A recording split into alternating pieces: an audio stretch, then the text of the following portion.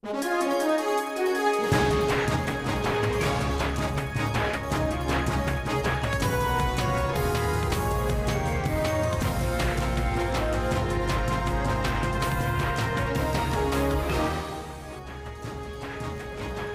Ramaphosa to deliver the eulogy at the main memorial service for Winnie Mandela in her Eastern Cape hometown, Bizana.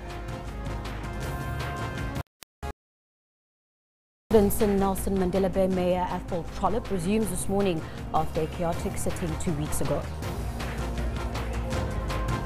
South Africa commemorates the 25th anniversary of the assassination of struggle stalwart SACP General Secretary Chris Hani.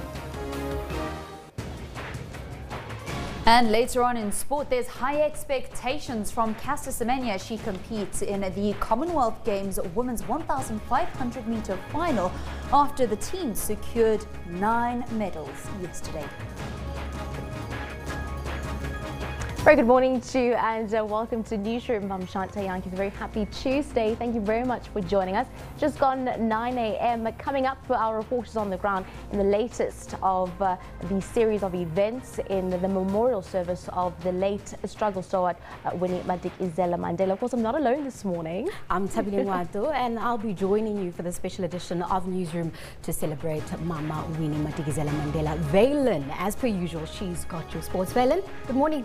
Very good morning to you, Tabila, and to you, Shante. Good to be with you guys this morning. So much to report when it comes to sport. A fabulous day for Team South Africa yesterday at the Commonwealth Games, which is currently underway on Australia's Gold Coast. But we'll be bringing you the latest sporting updates at 1:45 every hour here on Newsroom. But for now, let's back to the news desk.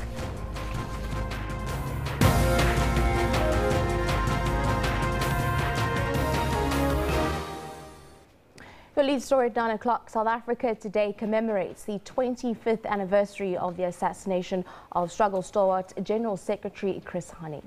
Hani was a member of the ANC-NEC and had led the SACP and the ANC's armed wing Umkhonto weSizwe as its chief of staff. He also served MK in different capacities since the 1960s. Well, Hani was killed on this day in 1993 by Polish immigrant Janusz Walusz with the help of former Conservative Party member Clive Derby-Lewis. SACP General Secretary Blade Zamande and other alliance partners from the ANC, COSATU and SANCO will address the main commemoration events at Hani's gravesite in Boksburg on Gauteng's East Rand later this morning. The party spokesperson Alex Mashilo says today's commemoration will be centered around the opposition to Wallace's parole. Many people also don't know that Chris assumed important leadership positions at a very young age in his life. For example, even when he joined MK, he was a young person who joined MK and rose in the ranks of Umkhonto weSizwe, but also in the ranks of the South African Communist Party. In his early 30s, he was already Assistant General Secretary of the party. And that's an important aspect about him. The fact that a person who comes from some rural place, in the former Transkei areas and etc., was able to make this kind of contribution is very telling. Yeah. And at the time of his assassination, he was the General Secretary of the SACP and, of course, a member of the National Executive Committee of the ANC. How would you describe the current relationship between the SACP and the ANC? We do know that previously the relationship was very much strained. Are you hopeful? Does it look better now? If the indications that we're getting are anything to go by, we think the relationship is mending. But of course, we would want to see more in tangible ways of this relationship. But also, there's a responsibility on the both organizations. Historically, the party has made its contribution and continues to do that. But also that the ANC is making its own contribution in different ways. So what it requires is the leadership of both of these organizations to understand and comprehend the challenges that confront us today and narrow the gap that has existed in the past. And part of what we need to be doing is that to embrace, we want to argue, the new leadership of the African National Congress that was elected at the 54th National Conference that was held in Nasrec, and the articulations that are making today, including the fact that we need to fight corporate capture, corruption, and all of those things that the party has been articulating that we've been saying have been the obstacles and have denuded and eroded our democratic dispensation 20 odd years into the new South Africa.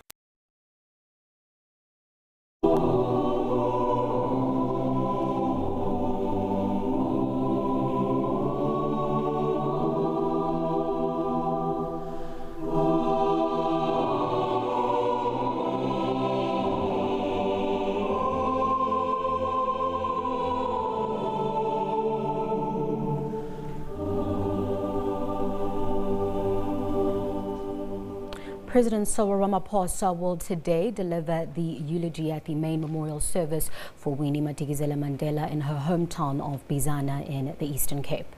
President Ramaphosa, ministers and the ANC provincial leadership will visit Mandela's home at Mbongweni village before attending the memorial service.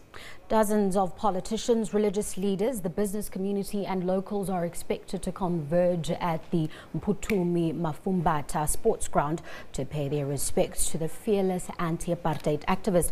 Mandela died at the age of 81 after long illness. She has been described as one who represented a generation of courageous and fearless leaders who made countless sacrifices for liberation. Definitely, for more on this story, we now cross to SABC News reporter Zimkite Mangnana. She is going to be taking us through the prelude as we have a look at the build-up to this morning's memorial service. A very good morning to you, Zimkite. What's the latest on the ground then, Bizana, this morning?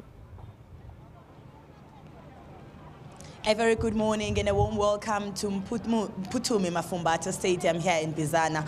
A lot of people have started making way into the stadium after 8 a.m. this morning. Young and old are here saying that they are here to give honor to Mama Winnie Mandela, who fought so hard for the liberation of people of South Africa. Some are dressed in ANC colors, some are dressed in their ANC Women's League uniform, and some are dressed in their traditional attires. Because you must remember, Umama Winnie Mandela Limpondokazi Umangutyana. She is from, she's a princess from the royal family of Mangutyana. So a lot of people are taking pride in the life and times that she celebrated while she was still alive, and amongst people of the Eastern Cape, and indeed among South Africans. And today, it is that official memorial service where we are expecting the president of the country to come here around 11:30 to address the nation in that memorial service. But now the president of the country is making way to Mbongweni village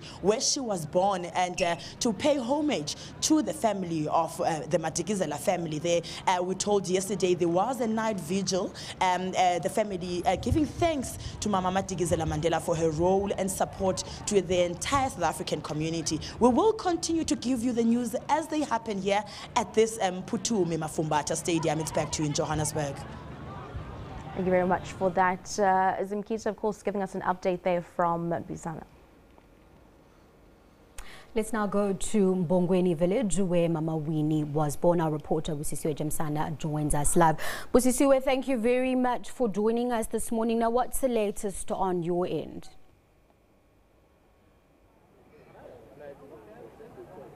A very good morning to you too. We are coming live to you from Mbongweni, where Mama Winnie was born. This is the place where the foundation of political activism was shaped. It is here when Mama Winnie, at a very tender age, started to notice the injustices or the injustices of the apartheid era.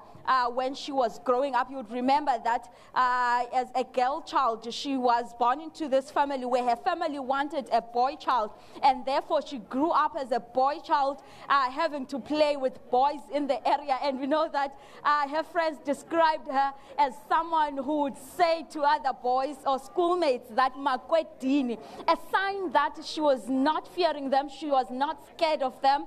And it is evident from what we've seen of her rise in politics, the fierceness of Mama Winnie, where she fought the apartheid system head on, and also fighting patriarchy within the ranks of the ANC. Today is the official memorial service of Umama Umangutyana. We have seen the former premier of KZN, Usenzo Mchunu. We are also expecting the president of the country to come to the family to say to them, thank you for allowing us a chance to be with Winnie. Thank you for borrowing us this struggle. Stalwart has fought so hard against the apartheid era. He will also be delivering the eulogy in the stadium where thousands will be gathered in memory of Winnie. But I am joined now by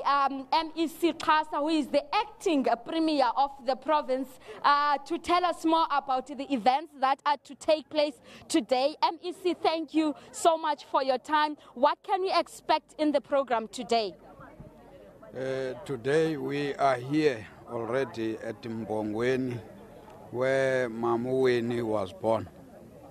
And the president is going to join us soon. And then from here, at 11 o'clock, we are going to the stadium in town, where the official provincial memorial service will start there. Critically there, the message would be from the president, who is going to address the people of Bizana, people of Alfred Nzo, the people of the Eastern Cape. This gives an opportunity to all those who might not be able to go to Johannesburg to say farewell to Winnie, and also to pay tribute, so that we can as well feel that we had somebody born in this area who made this tremendous contribution in the struggle for liberation in the country, who also made a contribution to develop the area where we are. We do have basic services around. Bizana as an area, it's an area where leaders were born. So last year we were focusing on the life of Babu Oliver Tambo. A lot was done around here in terms of basic infrastructure, but there are still huge backlogs.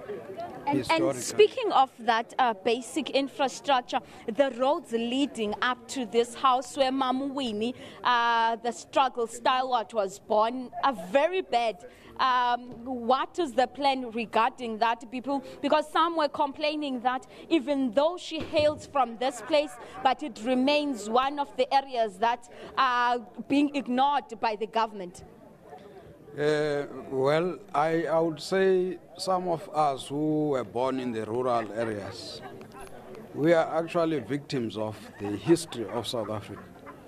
There are huge backlogs across the country where you talk about former Bandustans, where people were dumped into. So as we do what we are doing, trying to reconstruct our country, we know that we may not do all this, at the same time. And the communities around here, they are aware that we had to start with the basics. And basics in the sense of water and sanitation, electricity, roads, you are correct. And the terrain itself is not helping us, and the rains. And it is correct, the communities here tried to direct us to the west road that comes here, and were saved by some officials from the municipality who gave us another direction. So in other words, we understand that communities want us to feel the way they are feeling. Mm-hmm. And we would have to find a way. As acting premier, as you have said, we were in Kiskamahook, and I spoke to the premier, and that was just a microcosm of what is happening in the whole province. Okay. Where we agreed with him to say we'll have to find a way to do something collectively to deal with the issues of roads. All right, and coming back to Winnie, the memorial service today, just how important, briefly, is it for top officials of the ANC, and we know that this is a government event, and top officials of government to converge here in Mbongweni to say Go well, Mama Winnie, and thank you for the time that you spent in the struggle. Yes, I've already said her credentials in the struggle are there for everybody to see. And the upbringing itself, it does give us the kind of leader that we expect from for the country as a whole. So in other words, this is an admission to say the ANC itself as an organization, we are preaching non-sexism. We are saying we must help bring up our children, understanding that they are there to make a contribution irrespective of gender. So this is a good role model for us. It's a good role model, not only as a gender activist, but as a leader. Leader in the struggle, leader in the rebuilding of our country. So hence I'm saying our coming in here is first to acknowledge that from areas like this we produce goals in the form of human beings. And that's the gem that we can talk about when we talk about Mama Winnie.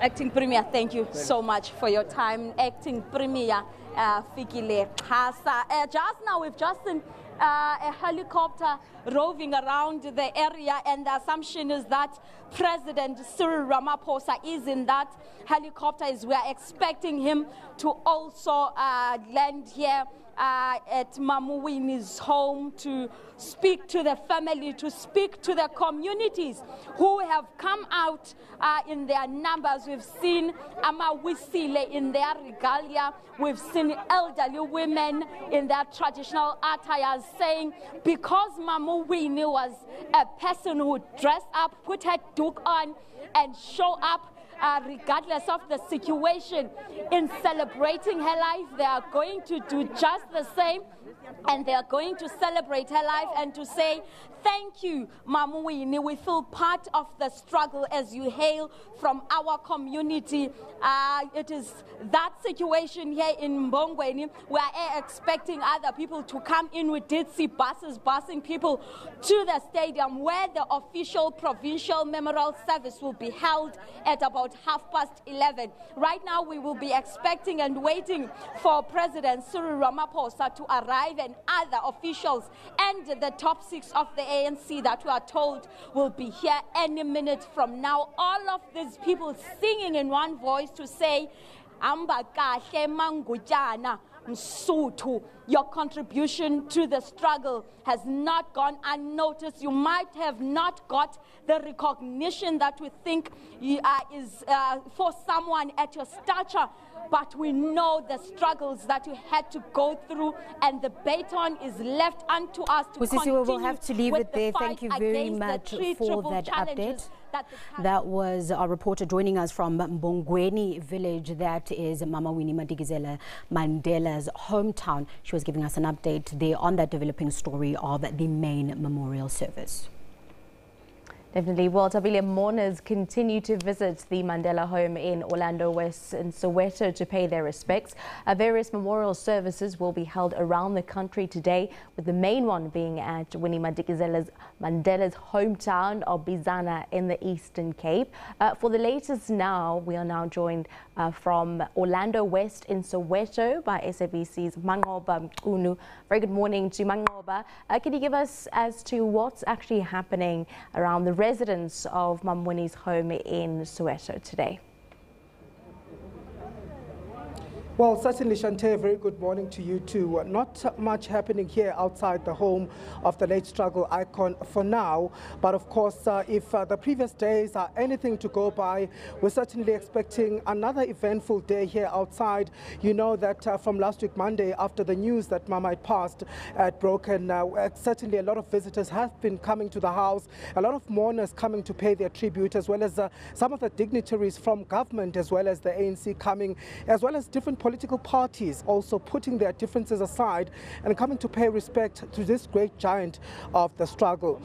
Certainly we're expecting another eventful day here outside, but you know, of course, that the visitors are now expected to come from 11 a.m. in the morning to come and pay their tributes as a request by the family. But of course, today we have seen a delegation from the Free State visiting the home this morning, and I'm going to talk to them now. It's a group from Phumelela Municipality, and they are accompanied and led by their mayor, Mr. John Mutaung. Mr. John Mutaung, thank you very much for joining us. Good morning to you.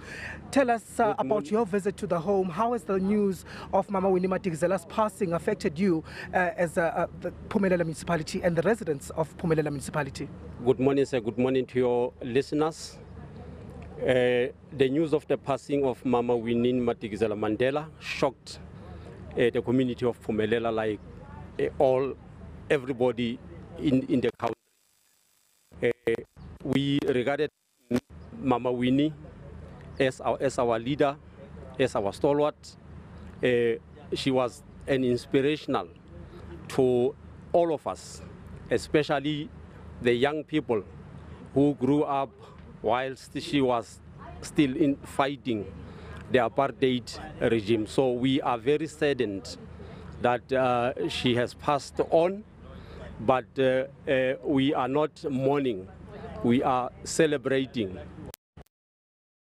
We are here to say, as the delegation from Phumelela Municipality, from the branches in Phumelela, we are here to say, to pay our last respect to Mama Winnie Mandela. Rest in peace, Mama, we love you. But of course, Umama is very special to the hearts of people from the Free State, because she was banished there for 8 years. Yes, we regarded Mama Winnie Mandela as one of us, because she was in the Free State in the late 70s. We grew up knowing that she was banished in Brantford, which is in the Free State. So we regarded her as part of the Free State. Hence, we took a special moment to come here and pay our last respect.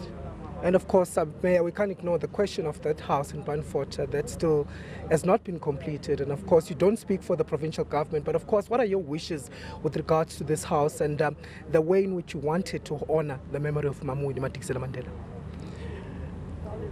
Fortunately, I listened to the leadership in the province yesterday. They have confirmed that the project will go on.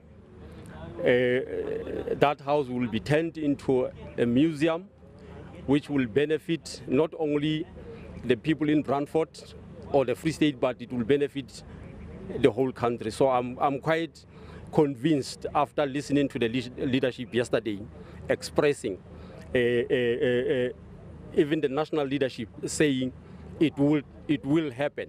So I'm quite positive that we are going to see a museum soon. But of course, it goes beyond that. It also goes to generations of youth that are still coming up. Generations to come also have to learn from the struggle icon through such things as that museum that needs to be set up there. Yes, no, I agree with you.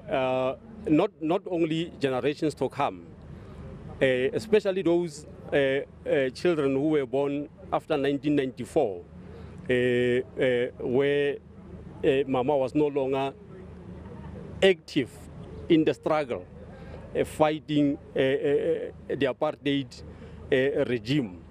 They know little about Mama, so they will get an opportunity to go there and learn about what Mama was all about, what she was fighting all these years. Thank you very much. That was the mayor speaking to us there, Mr. John Mutaung. But of course, tributes continuing to pour in here outside the home of Umama. Right now, still very empty on the streets, as you can see, except for a few police officials who have now gathered here outside. You'll know that, of course, the security detail has been strengthened since that incident last week, Friday, where we saw excessive shooting. But I want to shift my focus now to one of the artists who has been here before. He's back again this time around. His name is Libani Sirenje. Libani, you were here last week, and obviously the painting that you did last week trended for the wrong reasons on social media. I see you back here again painting another image of Mama. Obviously you want to make amends for what you've done before. Yes, for me, what I did last time, I would say I'm sorry for that. As an artist, you can make a mistake as well. Yeah, but it's sorted out for now. As I'm doing this, is another painting that maybe I'm going to give to the family or other initiative that Mama Winnie has got, like the museum that they're going to open. So these are the paintings that I'll donate to that initiative. What happened last time? Yeah, I was a bit nervous because there were a lot of people here dancing, pushing, everything was thrown on me. Yeah, even people were just coming and criticize some of it. This is not Winnie Mandela that we know. But as the painting starts, you never know what you will end up to. So I tried all my level best to fix that painting so that I can continue with other paintings that I have throughout the memorial. Of course, taking a look at those pictures, there is one of them there of Mama wearing her traditional Xhosa attire, and then another one here of Mama holding a fist high up in the air, which has become a signature picture of Mama. And of course, I just want to ask you, Libani, what was your inspiration behind these artistic works that you have painted? And I mean, why did you feel the need to come here outside your home? Yeah, for me, I'm paying a tribute. I'm just mourning like someone else. As there are other musicians that can come and compose a song or whatsoever, but for me as an artist, I thought, let me go and do a painting that will honor Mamu Madikizela. Yeah, it's just an honoring here. Yeah. Thank you very much. Of course, that being Libani Sirenje, who is an artist who's been here before trying to paint that picture of Mama Madikizela Mandela. But of course, we do expect some dignitaries to make their way here to the home this morning. We've been reliably told that about 80 ambassadors from different countries are expected to make their way here as the tributes continue to pour in from across the borders as well as abroad to pay homage to this struggle icon. Thank you very much. Very interesting pictures there coming from the artist. SABC's Mangoba Mqunu giving us all the hive of activities currently taking place outside the late Mum Winnie's home in Soweto.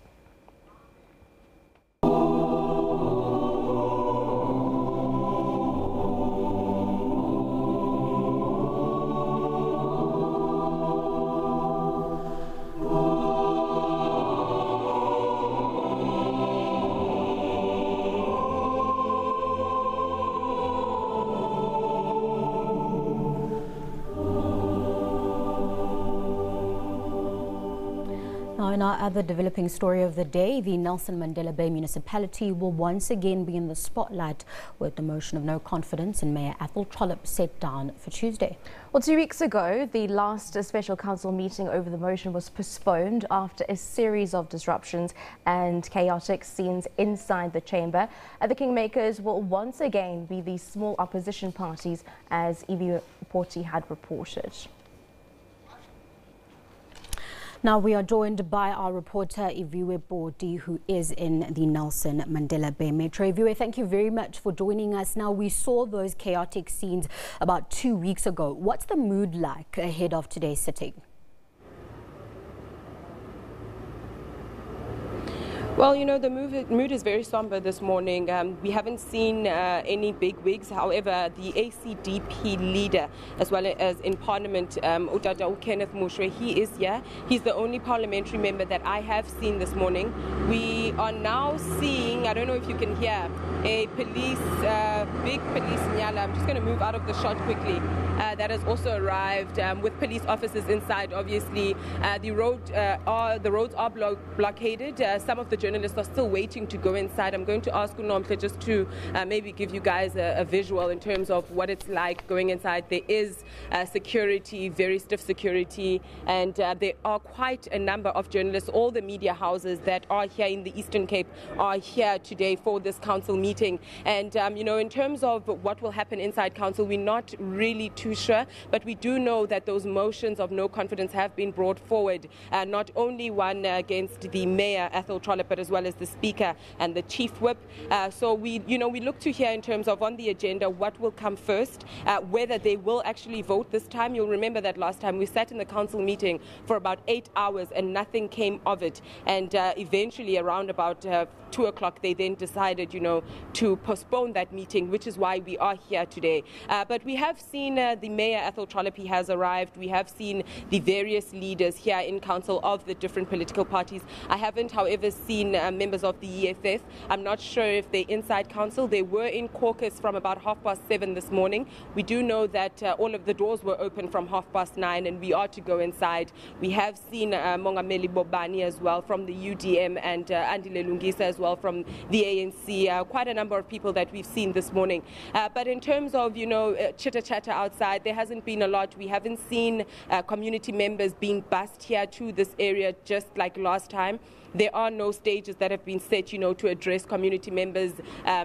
As you remember, there were 3 different venues last time of the Democratic Alliance, the ANC, and as well as the EFF, where they had different stages to address community members in terms of that council meeting, which was very heated. But in terms of what will happen inside, I can't be too certain whether it will go forward, whether they will vote, whether there won't be any arguments in terms of the agenda. You remember last time that the first chaos broke out because the various chief whips of the opposition parties weren't happy with the agenda, that they had asked that the agenda be amended, but it wasn't. And we do know that the EFF as well asked that, there be a secret ballot, but the speaker, Jonathan Navak, he then has refused that, so there won't be a secret ballot. Now, just finally, Viewer, you mentioned that the mood is quite different and you're not even seeing the EFF mobilizing, for example. Do you think this is a strategy to kind of avert the chaos that we saw 2 weeks ago?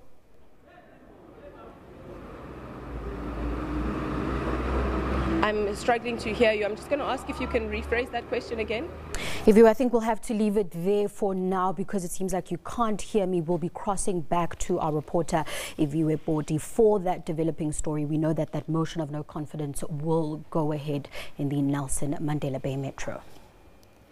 Definitely. Well, today, Tabile, we're asking our question of the day as it marks the 25 years since the death of Chris Hani. What legacy does he leave behind? So we've asked Twitterville this morning to send us in some of their comments this morning. We'll definitely be taking a look at some of your reaction and all those tweets after the break. Stay with us.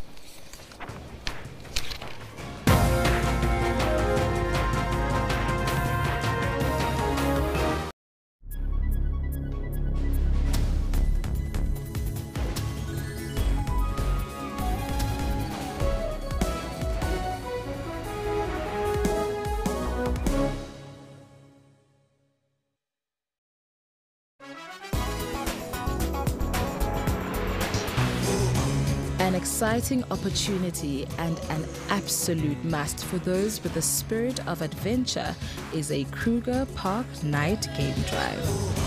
The railway station itself is already a sight to behold and offers gracious colonial-style buildings and serves as the departure and arrival point for all train journeys. I wanted to dress with my best color. Being awarded to do the Serpentine Pavilion is the highest commission in my career. And I wanted just to come and show me with my best clothes, and that is blue. Catch Trends Travel every Sunday from 12 to 1 for all the global travel and leisure trends.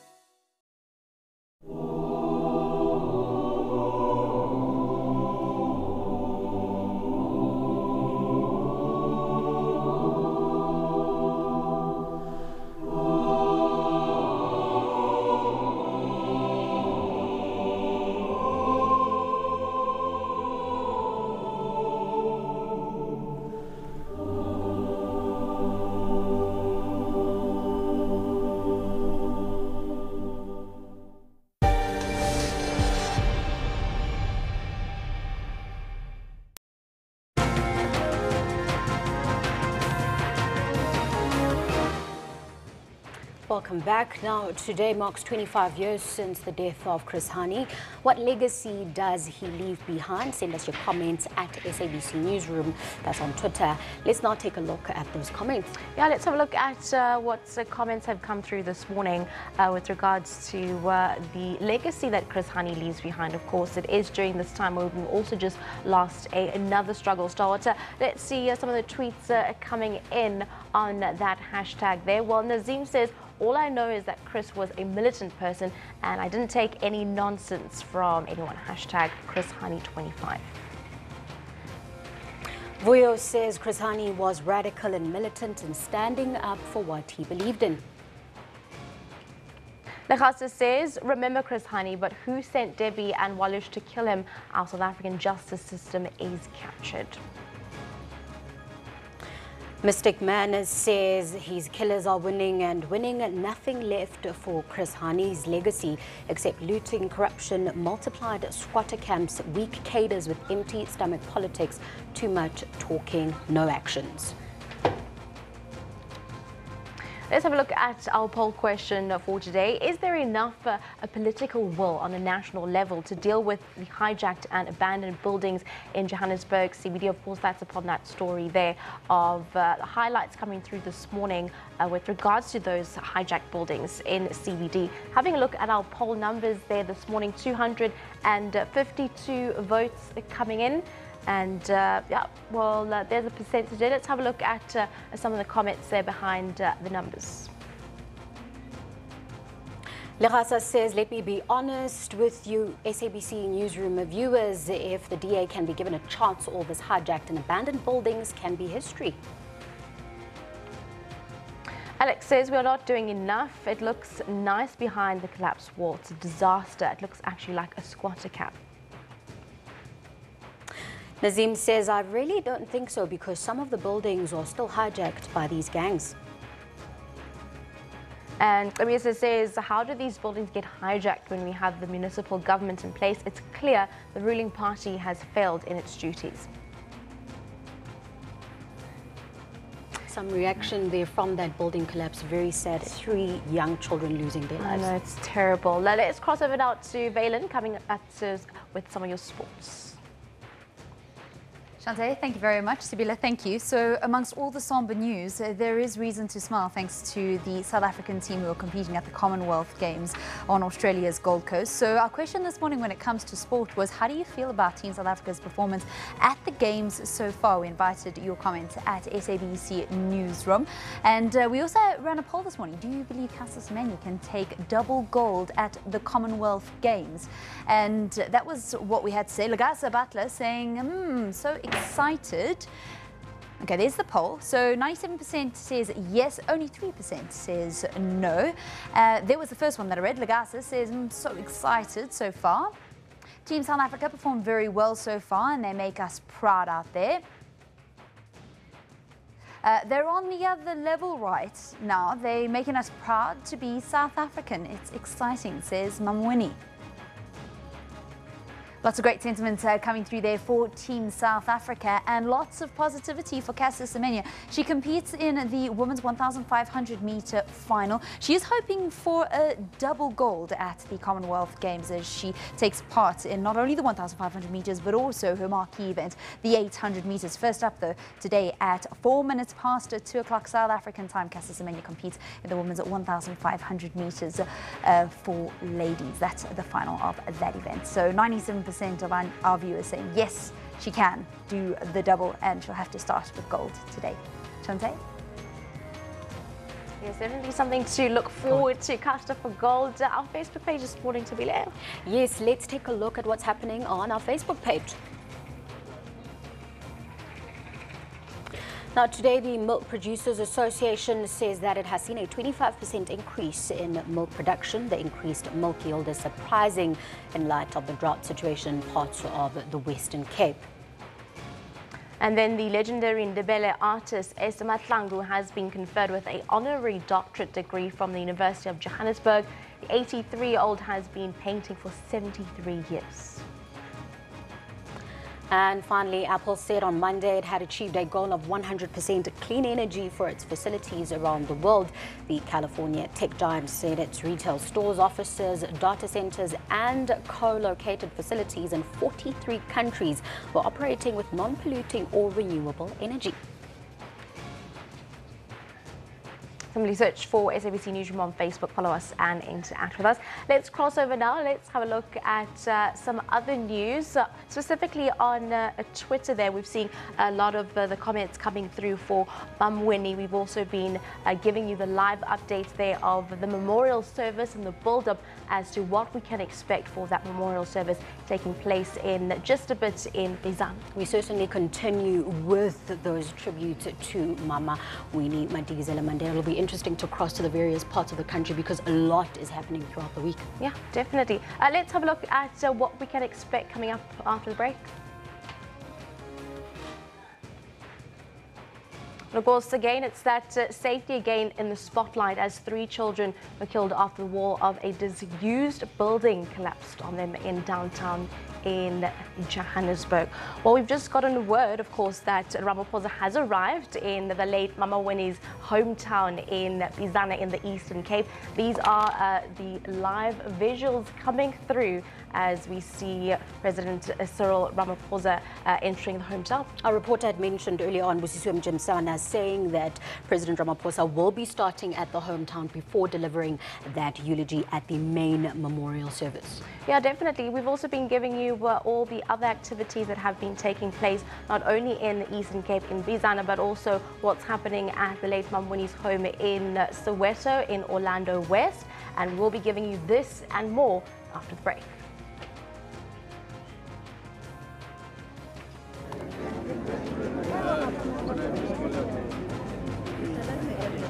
All right, these are just some of the live visuals that we've just gotten word there. We're seeing then in this picture there of Cyril Ramaphosa as well as his presidential contingent making their way at the hometown of Winnie Mandela's hometown.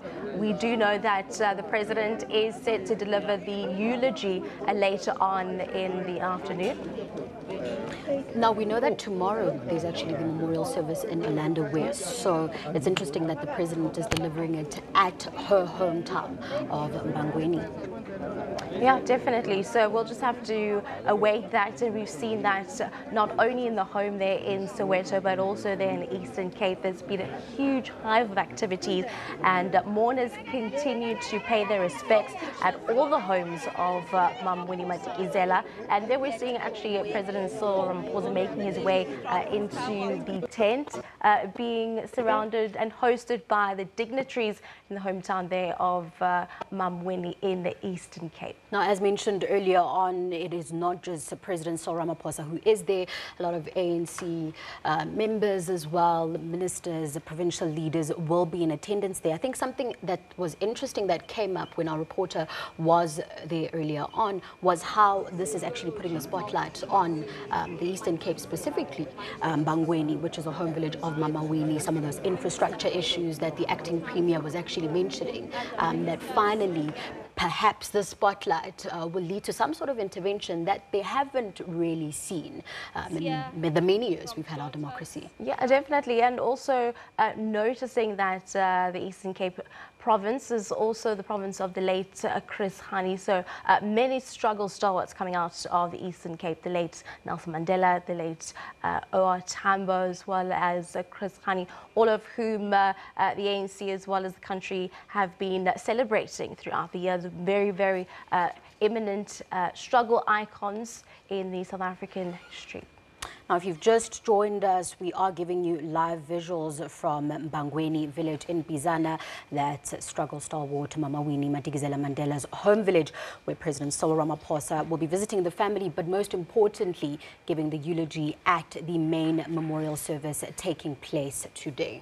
Definitely. It's also been quite interesting and very beautiful to hear some of the memories that some of the residents that share the same hometown as Mum Winnie had been sharing about her, and the contribution that she had made to not only the community in which she stayed, but of course the people and the lives and the livelihood.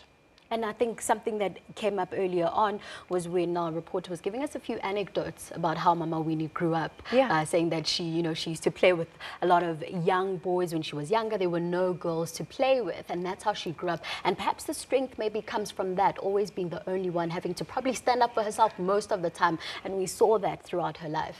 Yeah, definitely. And also having a look at some of the sentiments shared on social media yesterday after the Constitutional Hill Memorial that was held by the Nelson Mandela Foundation, sharing a bit of the insight behind Mum Winnie, her character, saying to some extent she kept the Mandela name alive while President or former President Nelson Mandela was imprisonated for those 27 years. These are just some of the images that we have been sharing with you of Mum Winnie and the late Nelson Mandela, as well as her journey that we've seen her take post as well as pre-apartheid. And that's definitely what we'll have for you throughout the day, throughout the week, as we continue to celebrate her life. Earlier on, we were joined by our reporter, Mangoba Mkunu, who was showing us that artist who was painting a picture of Mama Winnie. And we've seen a lot of artists actually all over social media and giving gifts. I know you're chuckling because that artist is not really a good example in terms of images of Mama Winnie, but there have been some amazing images and portraits and poems that have been written about Mama Winnie, actually showing her strength, but also just how the country is mourning her death, actually the world at large. Yeah. Beautiful tributes coming through, beautiful paintings also coming through from some of the artists there outside Orlando West. Well, we'll continue to give you the live coverage as well as the build-up to the memorial service taking place later on. For now, though, let's take a short break here on SABC's Newsroom. Stay with us.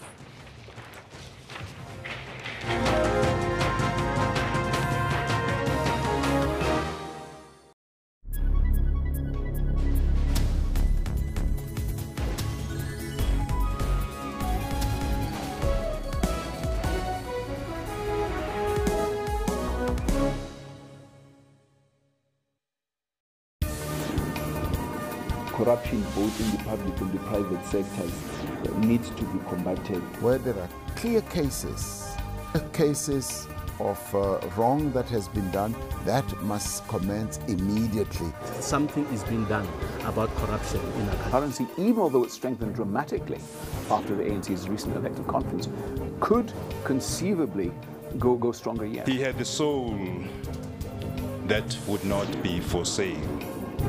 Stay tuned to Your World for your final news roundup, Monday to Sunday at 21:30.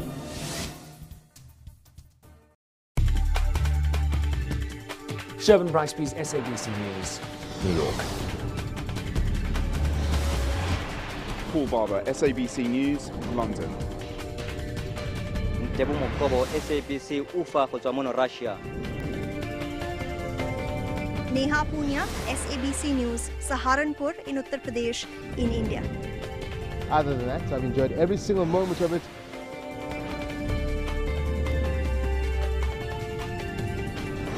Tapwana Ngatani, SABC News, Soweto, Johannesburg.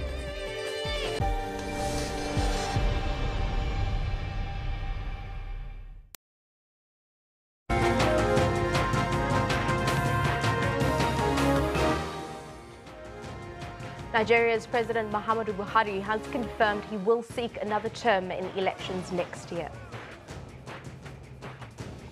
US President Donald Trump says he will decide on how to respond to a suspected chemical attack on the rebel-held town of Douma in Syria.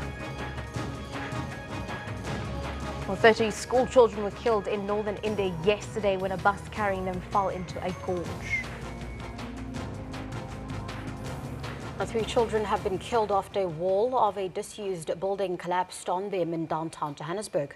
Well, the victims' families and eyewitnesses pulled bodies from the rubble. The children were playing in the street when the wall of the building collapsed. Gillian Pillay reports for SABC. It was like any other Monday for these kids, playing in this street close to what they called home. But shortly after midday, tragedy struck. For these mothers, a harrowing ordeal, having to pull the bodies of their children from the rubble. As the wall was falling, it was just red dust inside the street. Then I passed where I'm staying. I came up here to look what is happening. When I get here, I saw people taking photos with their cameras, with their phones, taking videos. Nobody called the EMS, nobody did anything. The neighbors and the mothers, they started digging for their kids, and they found them dead, others. Within this derelict building, a space schools call home. A challenge plaguing the city of Johannesburg. It is an accident, but it's an accident that us as society have let it happen. And if we're not going to come out with interventions and really courageous interventions, unfortunately, it will continue. Emergency services have demolished the structure.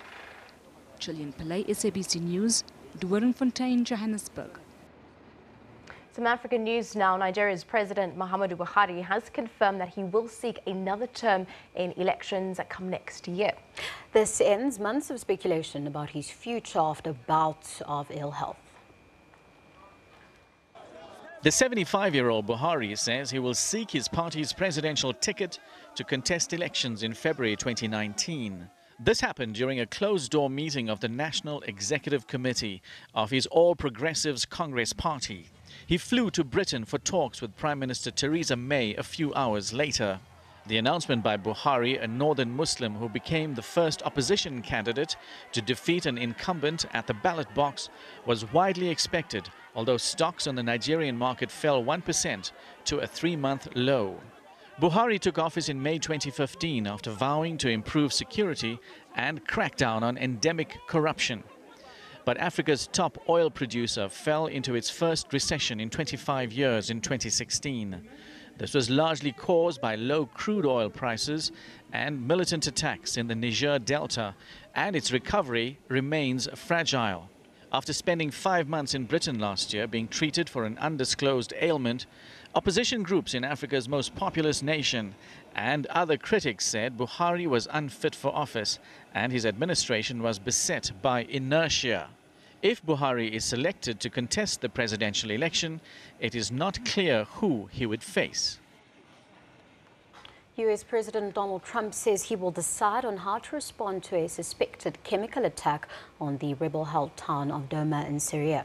Well, medical sources say dozens were killed in Saturday's reported attack, but that numbers are impossible to verify. Trump says he will decide who is responsible, the Syrian government, Russia or Iran, or all of them together. The U.S. State Department says the symptoms victims presented with are consistent with those caused by a nerve agent. Speaking in Washington, Trump says big decisions will soon be made in response. We take a short break. When we come back, Ben and Curtly standing by with all your sporting highlights. Don't go anywhere.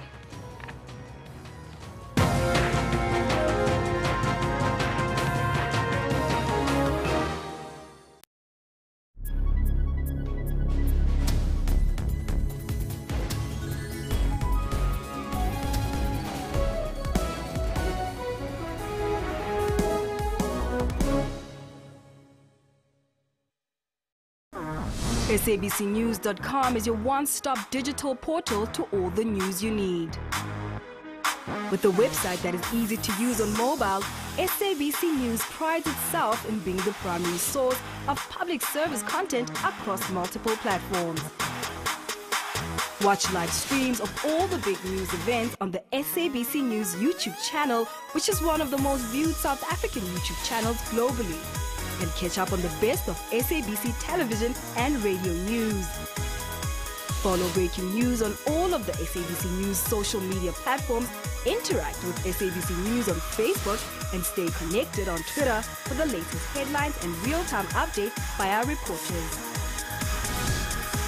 SABC News, everywhere.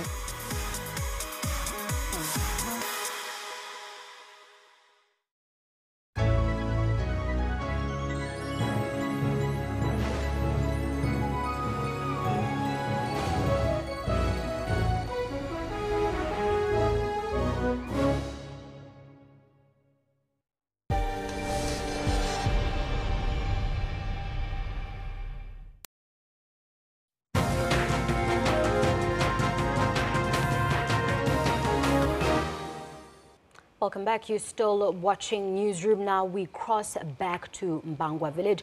That's the home village of Mama Winnie Mandela. Yeah, definitely. We continue to give you the live coverage there. President Ramaphosa is set to deliver the eulogy. Let's cross live. Life well lived.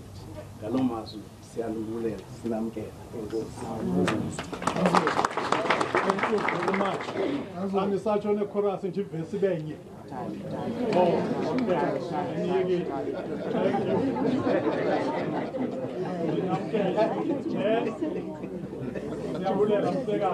are going to third point, introduction and purpose of the day.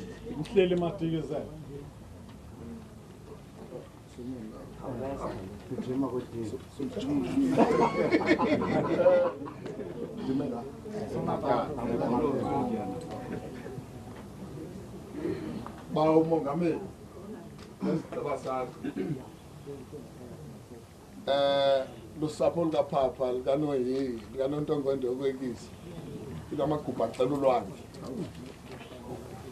okwami kufutshane ukwazisa nje into yoba siphi kukulobane apha andizuba mde kodwa ndake ndiyinike nje emfutshane ingxelo uMadikizela nje manje sibona sisesizwe wayinabafazi abangama-48 namadikazi amathathu.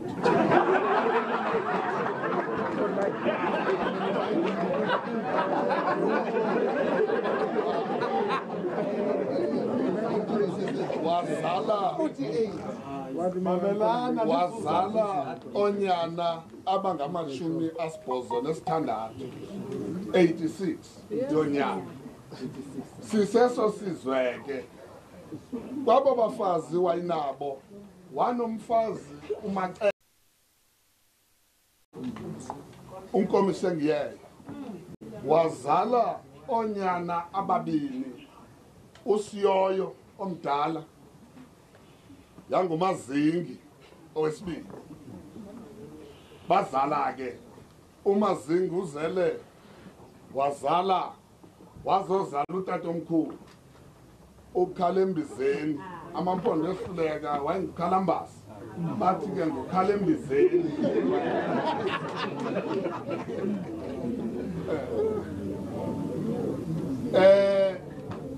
apha ekuzaleni kwakhe ke uzele abantwana utatomkhulu abali-11 uNomzamo ke ungumntwana wesihlanu kwabo bantwana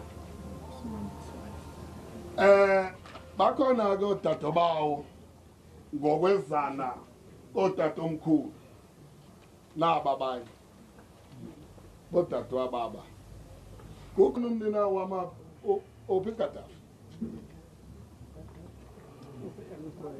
usesibayeni hayi ke madoda othe uGadafi kuba ndingenanto yanguhamba wandinika inqwelo hey lo2 wathi esuka wasinika inkomo siyabulela kakhulu siyabulela mangutyana nibahle enkosi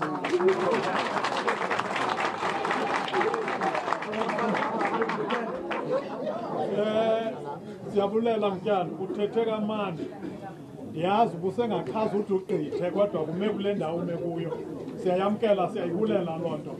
Now I come to the introduction of guest speaker.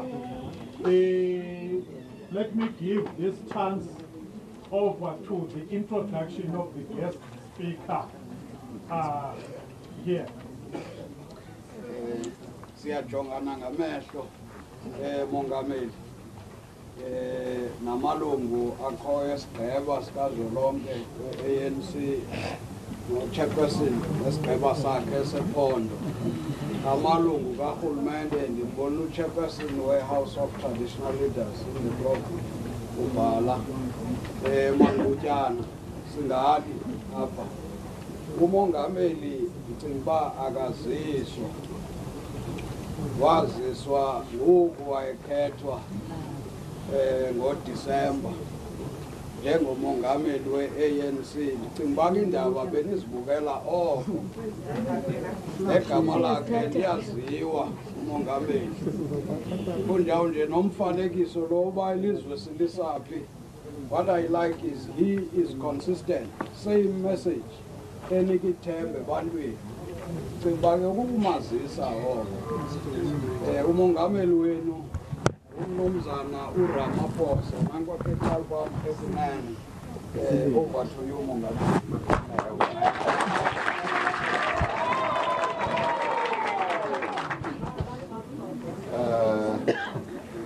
Molweni.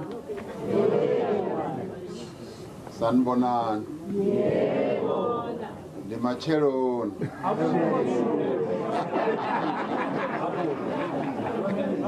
Ndifuna ukunifundisa isivenda. Nifunde futhi nesithangana. Nesisuthu. Ngesivenda sithi ndimacheroni. Andithi ndimacheroni nithi abude. Ngesitsonga isithangana manithi abisheni nithi ahe. Asesotho akere dumela le re dumela. Ndimacheroni abisheni dumela. Send for dinner. Mankalise ngokubulisa ukumkani namakhosi akhona apha. Ndibulise no acting premier ucomrade wami ucomrade Xhasa. Ngibona ngathi uyaqala ukuba i-acting premier. Akazazi ezizinto ukuthi zihamba njani. Kwakufanele ukuthi afundiswe kancinci nje ukuthi xa uyi-acting premier uhamba kanjani. Kufanele ukuthi ube nohambo olubonisayo ukuthi uyi-acting premier. Ngibulise no chairman wethu apha ku-province we-ANC ucomrade uchairman ophethe apha yonke ucomrade Oscar Mabuyane. Okay. Uye ke okhokhela ikongolose apha Eastern Cape nabanye asebenza nabo ku-PEC. Ngibulise futhi namalungu e-National Executive Committee akhona apha phakathi kwethu. Ngibulise futhi no comrade uDr Mutsaledi nguyo ndimbona oyiminister mhlamba abanye ngikababoni kakuhle. Ndinibulise nonke. Siyavuya ukuba apha. Intetho ayinawubande ngoba sisaya kulo yamcimbi omkhulu obizwe ihulumeni. Sithe masifika apha labona nyani ukuthi sifikile apha eMampondweni. Xa sifika omama ababili bafika phaya bathi singomadikizela thina. So nabona ke ukuthi no indawo yomadikizela apha. Umama Winnie xa ndimbona ngiyathemba about 2 weeks ago wayethe kum ufuna ukundiletha apha ekhayeni la azalwa khona. Ndavuya kakhulu ukuthi ndizafumana ichance nami ukuthi ndifike apha ekhaya eMampondweni apha la azalwa khona. Khange kwenzeke kunezinye indawo wayethe ufuna ukundisa khona ukuthi sigqibezele eminye imisebenzi esibhizi nayo.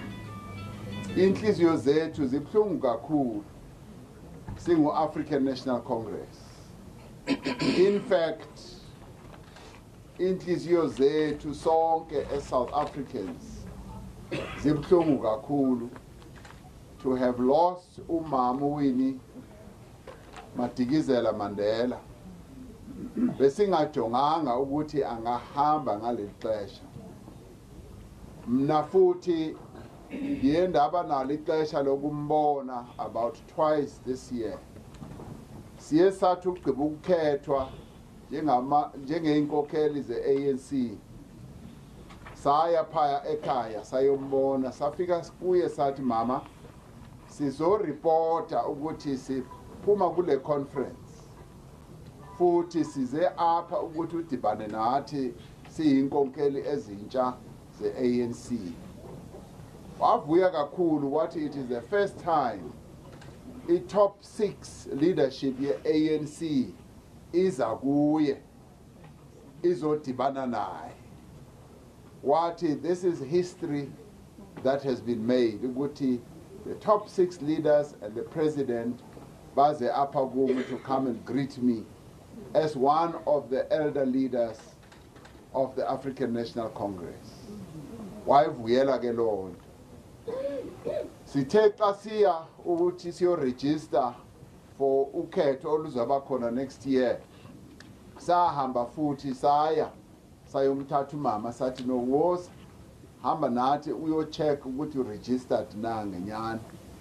Sahamba naye samkhupha endlini, wahamba nami apha emotweni and sa-check ukuthi u-registered. Xa sigqibapho waxelela ilizwe lonke wathi no, i-ANC le ayaziyo ibuyile ke ngoku. Uyayibona ukuthi ibuyile and izawuwina ukhetho. Wavuya nyani wathi no, ndiyabona ukuthi i-ANC le ibuyile and ndizawucampaigna, etsho yena ukuthi uzawucampaigna, uzawuhamba nathi yonke indawo acampaignele i-ANC le yakhe. So gqibapho sahamba ke saya lapha kule ndawo ebizwa iVilakazi Street. Kunestrati phaya e-Orlando esibizwa iVilakazi Street. Kunama-restaurant, kunendawo ezininzi la kutyiwa khona. Sahlala satya naye umama, satya naye ilunch. Sathi ugqibapho sathi no, siyakuthatha ke ngoku sikuyise ekhaya. Wathi hayi president, andiye ekhaya ndihamba nawe. Ndathi hawu mama uhamba nathi? Wathi ewe ndihamba nawe, ndiyocampaigna nawe. Besiya kwi-shopping center enkulu siyocampaigna khona ukuthi abantu bakwazi ukuregister. Wala ukuphuma emotweni sahamba naye ke, and we went to the shopping mall sayocampaigna ukuthi abantu baregister. Wayebonakala ukuthi usase umuntu onempilo. Ndithe xa ndimjonga ndathi hawu lo mama uzawusiphilela for a few more years. Xa ndimjonga ndabona ukuthi usase strong, nobuhle lobuya enibaziyo bebukhona. Bendihlala ndimxelela ndithi hey mama awusemhle. Problem yami nje ukuthi akhange ndidibane nawe ngale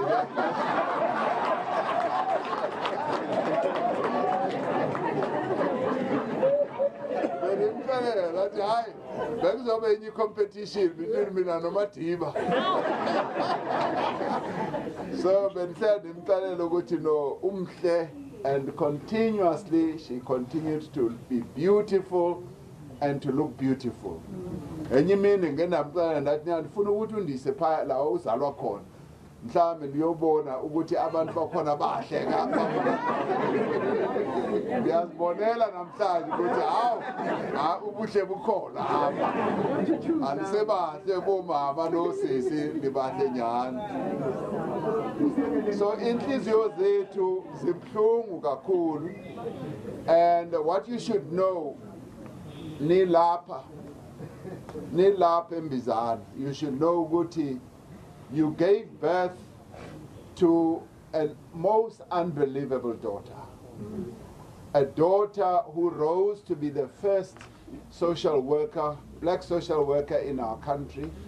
A daughter who grew in stature and yes, became the wife of one of the greatest leaders our country has ever had, but a daughter who also in her own right,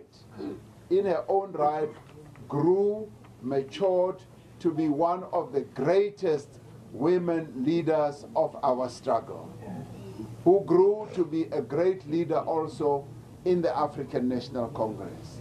And it is good to come here where Winnie originates from, to see her origins, to see the place where she grew up, and also to see the people that she grew up with. For us, it is touching, it is heartwarming to be here at the home of the Madikizelas and to see the area that gave birth to this icon, to this gigantic woman who today we are going to pay tribute to. Siyavuya nyani ukuba apha. And what you should also know, ukuthi uMam'Winnie, yes, belongs to you as this area, Yasembizana, she belongs to you as the Madikizelas. But what you should also know, she belongs to the whole country. She belongs to the whole world. The people who are going to come to her funeral are coming from all corners of the world. They are coming from the United States, they are coming from the UK, they are coming from many countries on the African continent, and it's not only people, it's also heads of state. They have decided to come to pay tribute to this daughter who was born in this place. That just shows the extent to which uMam'Winnie has become a great leader in our struggle. We as the government are going to pay tribute to Mam'Winnie today here in a government held memorial. Tomorrow we are going to pay tribute again to her in Johannesburg at Orlando Stadium, and on Saturday the government is going to be leading the process of laying her to rest. The fact that as a government we decided that we should offer her an official special funeral, it means that we recognize the role and the contribution that uMam'Winnie made not only to the people of this country, but to the struggle to get all of us to be free. uMam'Winnie made a huge contribution, but in that contribution, she suffered a great deal. It is difficult to even imagine the suffering that she went through. Yes, she got married at 22. Just at 22, and she just lived with her husband just for a few years, 5 years. After that, he was gone. And wasala ke ekhulisa aba bantwana on her own. But you should know ukuthi kanga khulise aba bantwana bakhe ababili kuphela. Ukhulise abantwana besizwe. Abantwana bebeza kuye from all over. Xa sithi uMam'Winnie, she's the mother of the nation. We mean it in real effect. uMam'Winnie, she is indeed the mother of the nation, and it's not a title which has just been imposed on her, given to her. She earned that title. It's a title that she got by working amongst the people, by caring for our people, by being a leader amongst our people. So namhlanje ke basilapha siyanbulela nina abantu balapha. We thank you for having given birth to such a great daughter. We thank you for having donated uMam'Winnie to us, to the whole nation. We thank you for having nurtured her. Namenza lento ayiyo. Naye she once said ukuthi she is a product of the people of South Africa, and she is a product of this place, le ndawo esimekuyo yaseMbizana. Siyanbulela noxa inhliziyo zenu zibhlungu, nathi inhliziyo zethu zibhlungu, siyalila nathi, nani niyalila, kodwa ke leli xesha belizawufika. Let us celebrate her life. Sithathe impilo yakhe sibekele phezulu. Livile ke benithi benithanda ukuthi azobekwa apha. Ewe nathi siyayisupporta le nto ukuthi yes, it would have been good ukuthi azobekwa apha. In the end, we had to go with the wishes of her children, her immediate children. Abantwana bakhe ngabo bathe sifuna umama wethu abe apha abe apha ekufuphi nathi ukuthi sizokwazi ukumbona all the time. Noxa angabekwanga apha nina nizokwazi ukuthi umama Winnie uzawuhlala esezinhlizweni zenu. She will live forever in your hearts, and she will live forever in this place apha azalwa khona. So vuyani ke niyamkele le meko nithi siyayisupporta siyayamkela kodwa uWinnie nomzamo Madikizela Mandela uzawuhlala engowenu. She will always be your daughter. She will always be your sister. She will always be your aunt.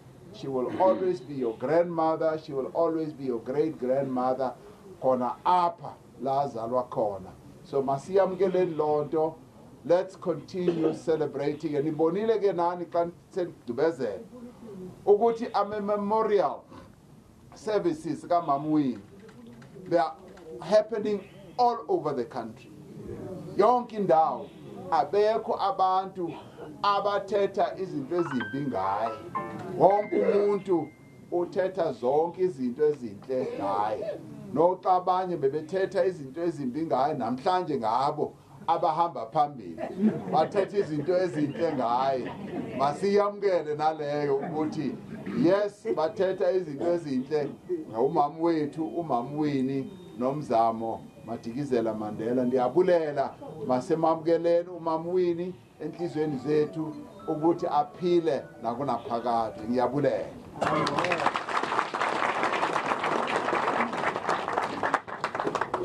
Thank you very much, President. Now, on behalf of the family, let me call our last speaker to come and say some words of thanks. That is Prince Madikizela. Over to you. And those were some live visuals from Bangwa village where President Cyril Ramaphosa was paying tribute to Mama Winnie Mandela Mandela. Definitely sharing some very personal moments that he had shared with Winnie, as well as the last moments that they shared this year and actually visiting the village as the top 6 from the ANC. Let's move on though. Let's have a look now at some of our... trading station. Labelu. Xa sifuna uthenga sasitshona kulalale ngapha nakule ngapha singenabo sihlalela nje sodwa sikhulekile. Kodwa ke andizuthetha kakhulu nani. Inye into endizayicela njengoba esishile uMamtyana sizohlala sithetha nani unyaka. Sizonimema kwaphela unyaka. Sibuye sizothetha nani ke sinifundise into kokuba xa uyinkokheli funeka apha ekukhuleni ukhuliswe njani. Siyifamily mongameli njengoba sowuvile uba yiyona indawo kaWinnie zilapha zonke izalane zakhe ilali zamangutyana zintathu usuke eBhizana songenile kwilali yakwangutyana uzofika apha uqale ke ngapha xa kuphela lelali iphele ilaya wakhe. Besinqwena ke nje wazothila uba azofihlelwa apha kodwa ke akusenani. Sibonile futhi nathi uba ayisengowethu. Ne fruit la ityiwa ngumthi. Ityiwa ngabantu. So besingena ukuba sikwazi into yoba iziqhamo eziphuma ngoWinnie sizifumane apha. Kodwa sekunjalo bafanele bathi abantu bakuhlula bathi noko make siye kulaa mthi lo uvelise esi siqhamo sijonge uba kunjani. Yiyo le nto ke ndithi ndiyavuyisana nani uba nithe nezapha. Into ke ebalulekileyo mongameli kukho le ndlela imbi kakhulu nxobile ikhona indlela embi ngaphezulu kwale apha eSouth Africa lizapha kulo mthi wale fruit. Le ndlela ithatha uR61 ihambe yomdibanisa no N2 lo wakwa ngapha. xa nisiza ke kulo mthiwi akwabani ngayilungisa le ndlela inenzele lula into yokokuba nizogqitha phantsi kwalo mthi. Umthi ke wefruthi mhlambi isiqhamo siwa ehlotyeni ukuzibhaqe nasebusika uyokhangela uba akho fruthi yakhe ayabonwa ngabantu. Uyawunceda ke lo mgaqo. Ndiyaleza kuwe le nto ukwatho. Uyayazi le nto ndithetha ngayo. Yiyona le nto ke loba lo mgaqo unje le nto umongameli ubizelwa phaya. Awukho lo mthi wefruthi phaya. Kodwa ke yani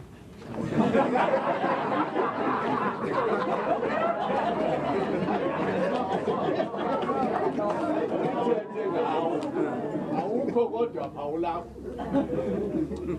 Enye into yesibini ke endicela ukuyiyaleza ngibhale le nto yomongameli ndizakunika uhambe nayo. Umkhwenyana walapha ekhaya uba uMandela weza apha engeyopresident waphinde naxa ephume etrongweni wazogqitha apha wayipresident akaphinda alibeka apha ngosepresident uthe akuphuma weza ndiza kwindawo endizawuthi siyaqala ke hlaleni epresident phantsi kwalo mthi.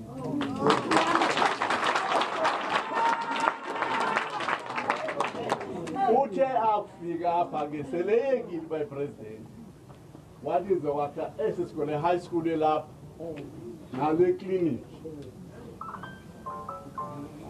wahamba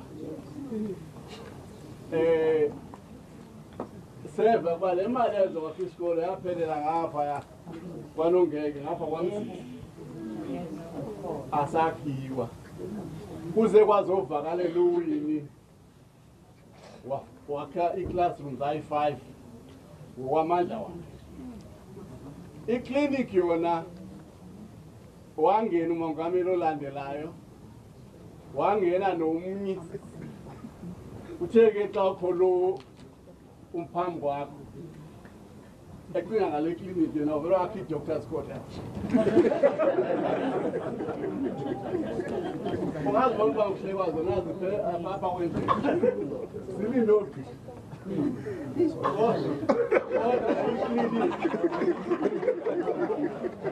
isele laa ntshontsho yayilile. Ndiyathetha ke naye okokugqibela ngomhla ka-28 abuze uba laa kliniki iqhubeka ntoni ngayo. Athi khawundifunele iiripoti zokugqibela malunga nalaa kliniki. Ndizothetha noMinister uAaron Swalithi. Ezi zinto ziyenzeka. I believe nize apha on here invitation. Into enayo ke nina aniyivanga ngolu hlobo ayenze ngalo kodwa nizibone senilapha nobabili. Ii-reports ke ndizazithumela kuwe Minister Mswalithi. Ndizabonisa nee-doctors quarters azintle. Khawuzame ukudibanisa ezaa doctors quarters nekliniki erayithi. Azizi because zakho kliniki zi-empty nje. Urhulumente uchitha imali ziyagada. Asifuni futhi noba ziphazanyiswe eza quarters. Okokugqibela ndingawulibazisi ihlekazi. Uyafuna phaa imbisa. Abantu balapha embongweni intsha le nto yocinga. Imize lapha sikhule ngekho cinga ungena nje emzini ugqithe yotsho komnye. That's one basic principle in freedom. Kodwa zikhona ke ngoku kubiwe igadi ngoku. Abantu balapha ngabantu bokulima. Kodwa kuthe ngoku xa kuphela imfuyo ebelima ngayo kwabonakala uba abanayo imali yokuthenga ezi zinto okulinywa ngazo ngoku iitrekta. uminister zokwana mhla wayifakwa ebuministini weza ehamba netractor ezinhle ezinkulu ezingumangaliso sacinga uba ziziswa kuthi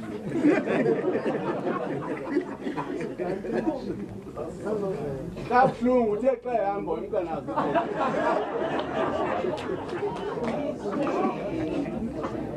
azange okoko aqala kuba iminister sibone nenye kwezaa tractor sasibona abantu basebezijikeleza bethi kwa nantsimi yakabawo izawuvuka namhlanje naso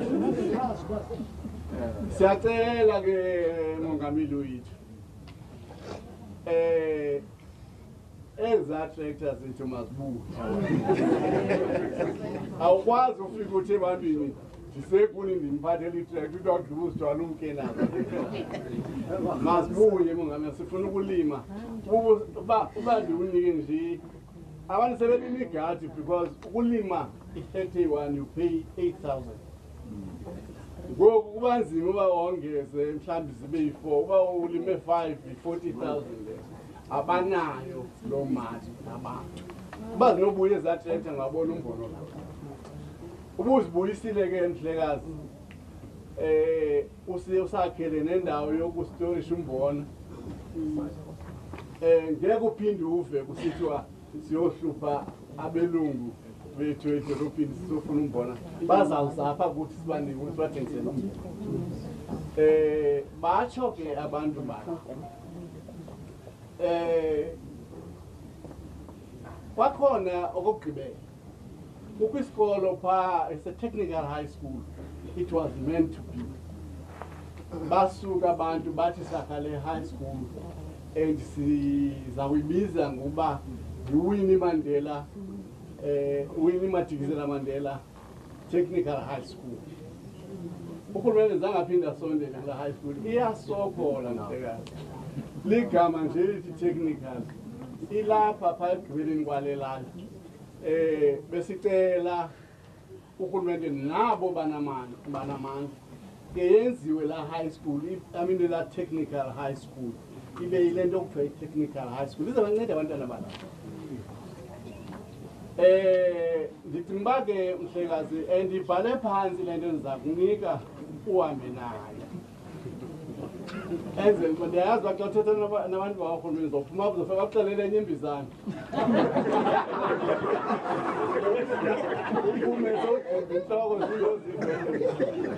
le nto mandiyibhale enzele uba ukwazi mhlekazi ngexesha elirayithi xa ugqiba uphunga uthi bantwana bam khanisondeze laa nto yasemvumo ngokuzithoba mhlekazi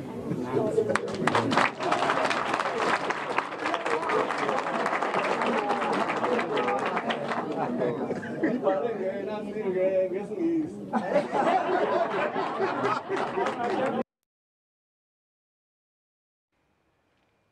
Of course, that was Winnie Mandela's brother, Prince Madikizela, just sharing some of the memories that he has there. And of course, that's upon the prelude to today's memorial service that will be held in Bizana later on.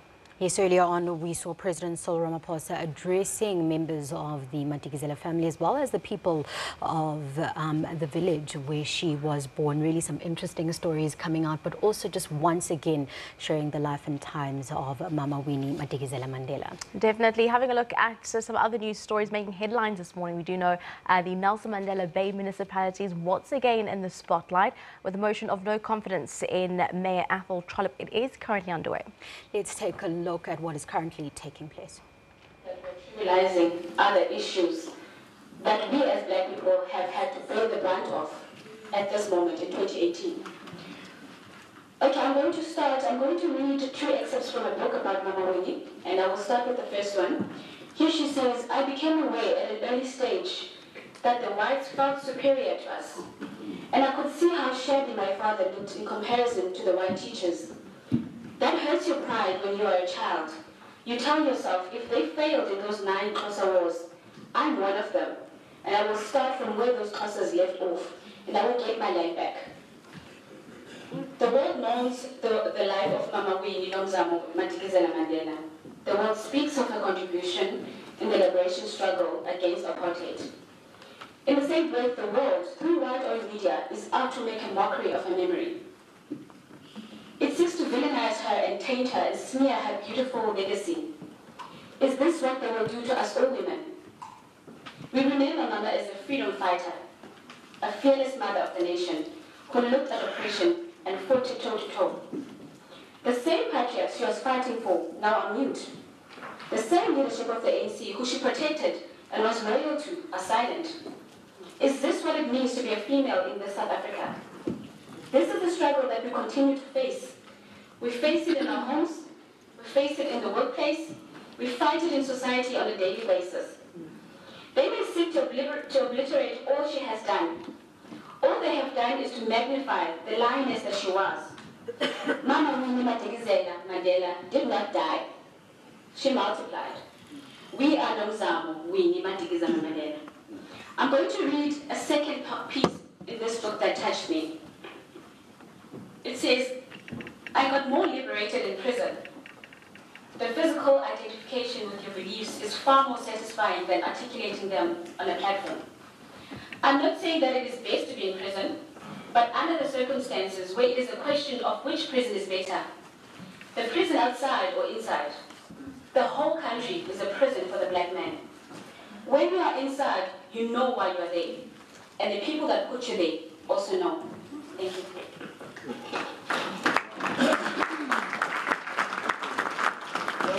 Noting very well, we haven't finished with our time. Noting very well the passing of Usolomoni Mahlangu in 1979. And in Councillor, today Councillor, I haven't had the indication there was a second speaker. Speaker, it's our time, isn't it? It's our time. Let us take our time. At our times. 2 minutes. Remember, we said we are going to celebrate 3 events today. It's Mama Winnie, which we have done. We are on Solomon Mahlangu. We are going to Christmas. We are also going to the arrival of the settlers. So Speaker, allow us. As I was saying, noting the passing of Solomon Mahlangu in 1979, and remembering his last words when he said,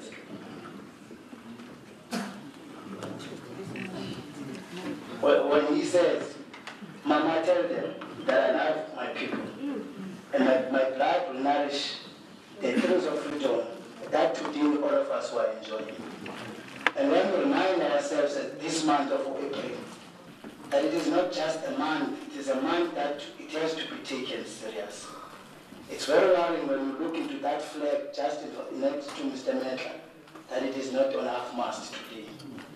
And it must be said that among other struggles that we are confronted with here in Nelson Mandela, the issue of evictions of our own people, when our own people decided on their own to occupy the land across the land and breadth of South Africa, remembering the days of the darkness of the arrival of the settlers in 1652, when they took painfully the land of our forefathers. Now today, when we claim we want a simple struggle that of expropriating the land without compensation, and we call upon to the conscience of the newly elected chairperson or whoever, president of the federal, to note that our own struggle is not about anything but about the land. And if he cannot put that on his own agenda as a newly elected person, we are still going to pursue and continue with the struggle of the removal of him as a mayor in this city. Remember, this city has been named after a very, very long council of the 2 minutes leaders that has been recognized in South Africa. Thank you. And who are saying, as we celebrate Mama Winnie, it must be said and not cleared that our please, councillors, if I indicate to you your time is up, your time is up. ANC, your 5 minutes starts now. Thank you, Speaker. It is indeed a concern that the flag is not on half-mast. Mama Winnie Mandela suffered while she was alive, And at the time that we are supposed to celebrate a life, we are still doing what is not, or we're doing the opposite. I think if it was somebody else, perhaps from the other side, the flag would have been dropped to half-mast. I'm raising that concern as the ANC because she contributed not only to the ANC but to the entire country. Speaker, Executive Mayor, Councillors, members of public present here today, I greet you all as I rise on the sad note to pay tribute to the mother of the nation, Mama Winnie Mandela. It is with sadness that as citizens of the Nelson Mandela Bay Metro and the world have received the news of the passing of Mama Winnie. For to us, she was not just the wife of the late Tata Nelson Mandela, but an icon and freedom fighter in her own right. Mama Winnie frequented our area in the 80s and the 90s and assisted in the fight for our liberation. She encouraged youth to be radical and urged women to be independent and fight for their place in the African sky. Something that we are still faced with in this council. We are not afforded a chance as the Women Caucus to be able to establish our desk. Instead, there are men that are bullying us. So we are still faced with being bullied as women of this country. She suffered imprisonment and banishment under the brutal apartheid system. She spent for 491 days in solitary confinement, but came out even stronger. We salute this giant of our country, Imbokoto, till the end. We should honor Umama by actions that would serve our people and put their interests first, those of ours, first before those of ours. We must create in her honor a council that will serve the interests of our people of the Metro, not the privileged few. Your spirit, Mama, will live on this Metro that we promise. In the same spirit, Speaker, today marks the 25th anniversary of the death of our hero and freedom fighter, Comrade Chris Tembisile Hani. We also bow our heads in remembering Comrade Solomon Kalushu Mahlangu, who died 39 years ago on the 6th of April. Their spirit lives on. May their humble spirits rest in peace. Rest in peace, Mama Wesizwe, Mama Winnie, Nomzamo, Matikizela Mandela. Amanda. Thank you, Speaker. Thank you. With your indulgence. Yes. The arrival of Jan van Riebeck with the 3 ships, among those 3 ships was the Dromedaris. They landed in the Cape, in the Western Cape.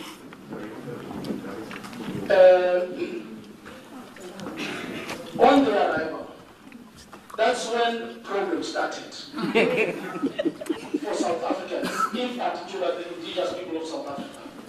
We know, even before him, there was other explorers, but the William Dias came to explore and followed later on by Jan van Riebeck. Now, the question of the expropriation of land without compensation, it is a genuine call by the South Africans, most of them in fact, and we need to heed that call. And surely, that clarion call is not just for the sake of talking. Our counterparts, our whites compatriots, must make a compensation because they are not moving an inch, but they expect a lot from the black people. Now, this matter is a matter of a national question. We need to honor the aspirations and the values of those who were before us. The ANC leadership, in their conferences, they raised the matter. The EFF has raised this matter of the expropriation of land. We are not trying to seek blood. We are just wanting to get what is rightful for our citizens. The Freedom Charter speaks about the land, and we need to work on it. But you only work on it when you do have the resources, and one of that resource is the land. Speaker, in conclusion, I hope that, Councillor, Oliver Tambo was part of this. He also died during this month. It's a month of the liberation heroes.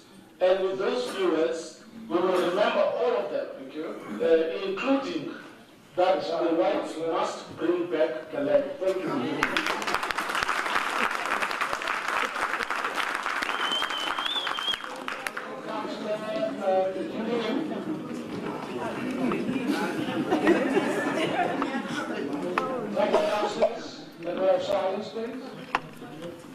you. Thank you, Speaker. As a UTM, we are saying Lala Motolo, Mama Winnie. As South Africa moves farther and farther away from the dreadful and dark years of apartheid, we are more frequently confronted with the passing of those who played critical roles in the struggle. Today, we say goodbye to a woman who will be remembered as a feisty and vocal freedom fighter who didn't hesitate to speak her mind. She certainly stirred lively debate wherever she went. After the Rivonia trial, she became Madiba's public face during the 27 years of his imprisonment. She also sacrificed almost 3 decades of her life, during which she and Utata should have been free to go about their daily lives as a normal family with human rights and civil liberties. But that was not this couple's fate. They had a higher calling. She was herself never deterred from playing her role, which saw her go to jail several times and found herself harshly exiled in Braamfontein. Often her children were ripped from her arms, whilst the security forces found reasons to apprehend her. On one visit, the cell in which she had been incarcerated at the women's jail at Constitutional Hill in Johannesburg, a chill runs down one's spine when one grasps what a black woman's life was worth in those years and what they had to endure in that miserable cage. Waseng as a UTM, ulaleka kuhle Mama Winnie, olapho Gatso Ulufezi, and therefore the United Democratic Movement is extending its condolences to the entire family of Madikizela and Mandela's, as well as to his children, grandchildren, and also to the African National Congress.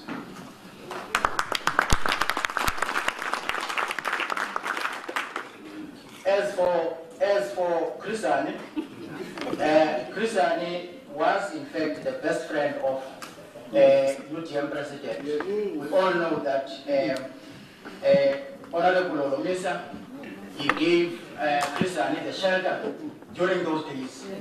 We are therefore certain as a UTM family, we remember Chris Hani. We also passed our condolences to South Africans and also to his family. And we are saying that as the UTM, one day the truth will come out. As for Solomon Mahlangu and his family, we are also grateful to have leaders, young leaders like Solomon Mahlangu as the UTM. We are also passing our condolences to him and his family. And we are saying that the youth have hit his corner and the road is still too long. And to Jan van Riebeck,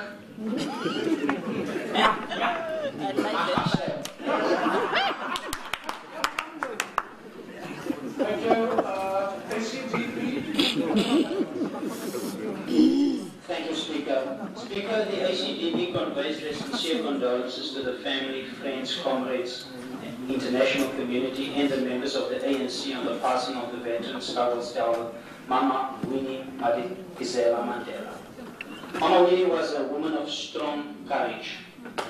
We always remember her for her conviction and courage.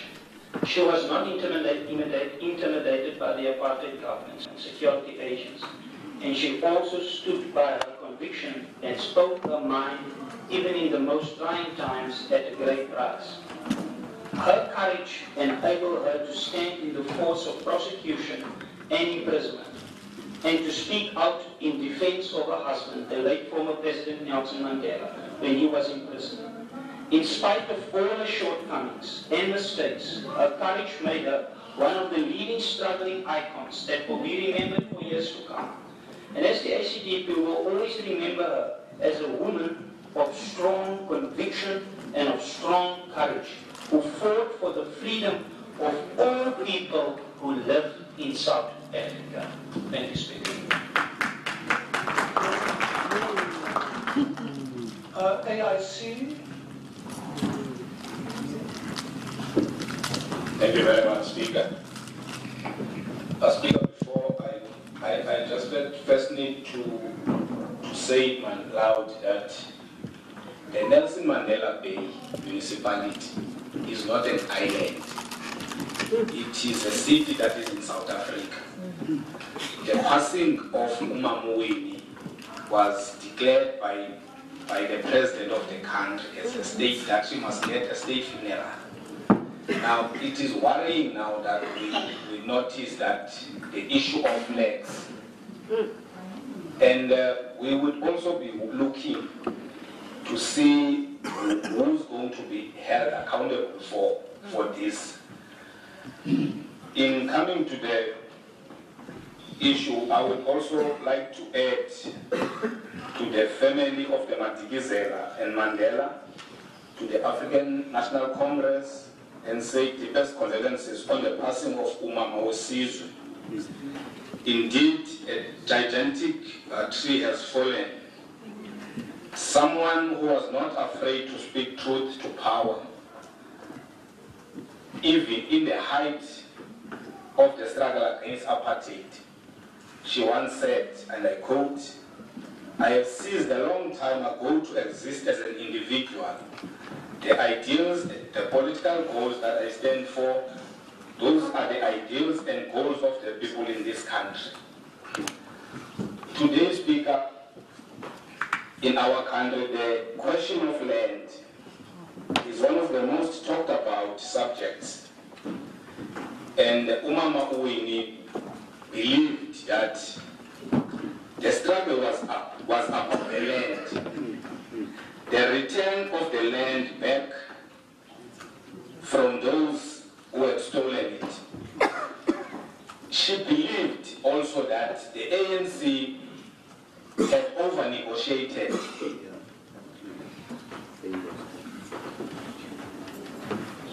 and in the process lost the land again.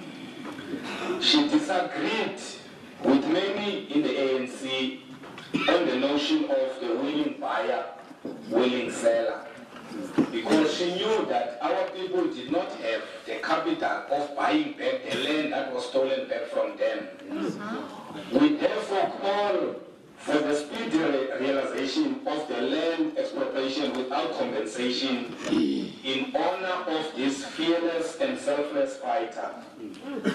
We say your sacrifice was not in vain. Rest in peace, Mama.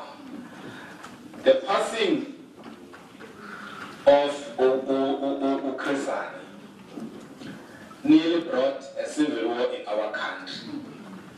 It was such a calculative move by those who knew that Krisani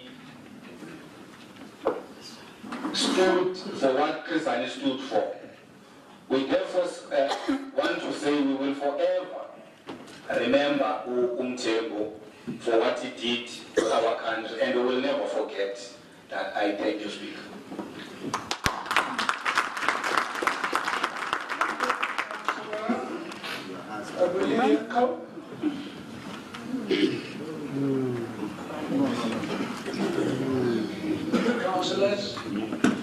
Councillors.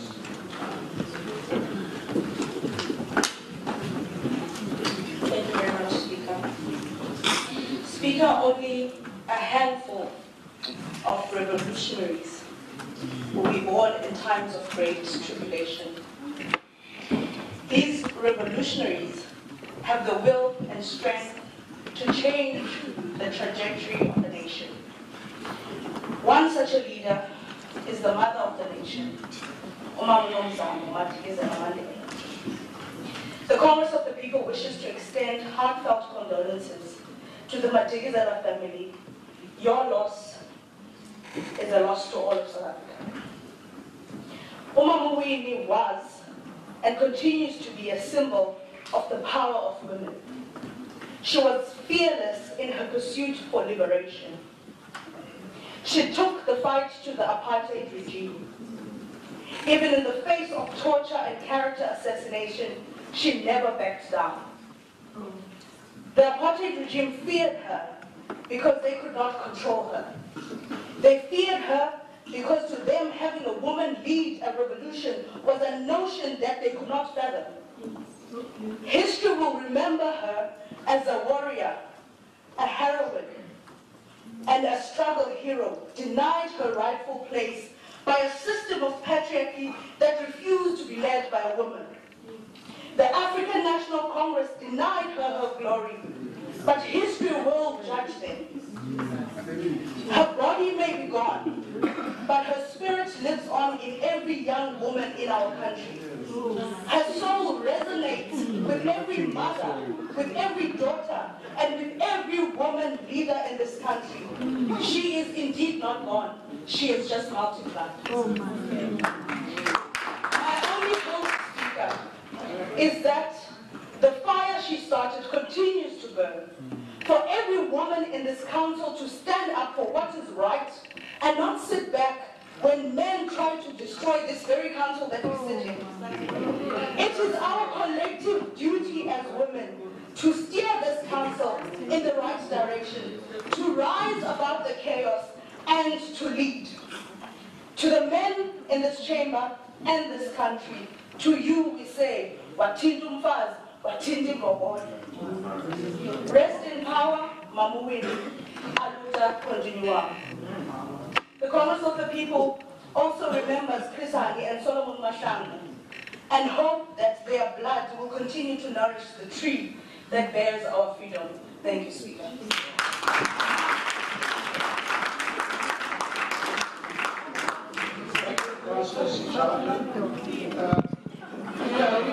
Councillor Daniels. Thank you, Speaker. Speaker, everybody in this chamber, you know, each and every day comes with its own surprises. Some are pleasant, some are not. I'm pleasantly surprised to hear fellow compatriots talk about land being taken from their forefathers. Now, are we family? I don't know, I'm pleasantly surprised because we know who this land belonged to. And when this pronouncement was made by the EFF, the First Nation was not in the room when it was discussed. Now every dictum and is talking about their forefathers. We must define today our family. If our roots are entrenched in the same bloodlines. Because then you are black, then I'm black when you need me, and then I'm not black when you don't need me. We must decide who we are. So let's think about when we talk about the land. Councillors, we must understand as a patriotic alliance, we do believe in the appropriation of land. Speaker.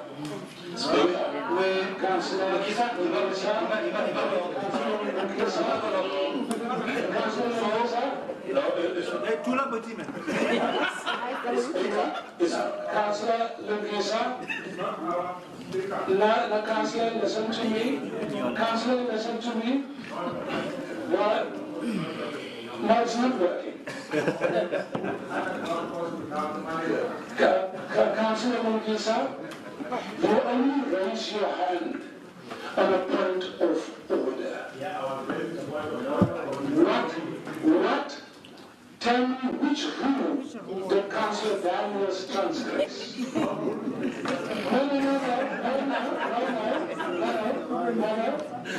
You are referring to the rule that speaks about point of order. Which rule did he transgress? Open, speak and clean. But it's really serious confusion. Councillor, Councillor Daniels, please proceed. Thank you. No.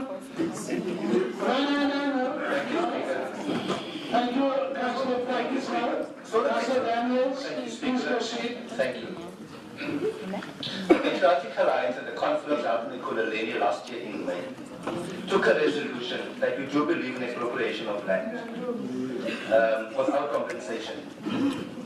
It is just that we need to find out and fine-tune this thing as to who's going to be the owners of this land. So as a party, we will still debate that and come back to the nation. Now,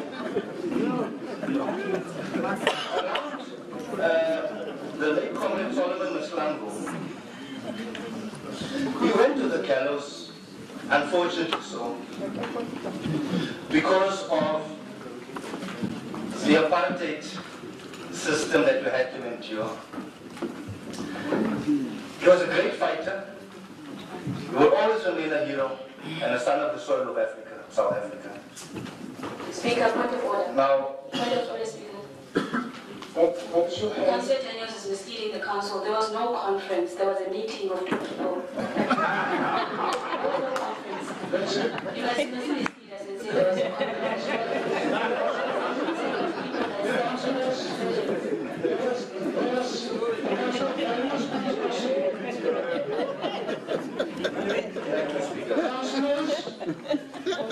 Now, Speaker, when we reflect on the hanging of the late Comrade Maslango, there's no way that anybody can condone such actions. And in the same breath, when we talk about slitting the throat of a white man, there is no difference to the hanging, taking someone to the gallows, and slitting someone's throat. So, now, Speaker, there is a point of order.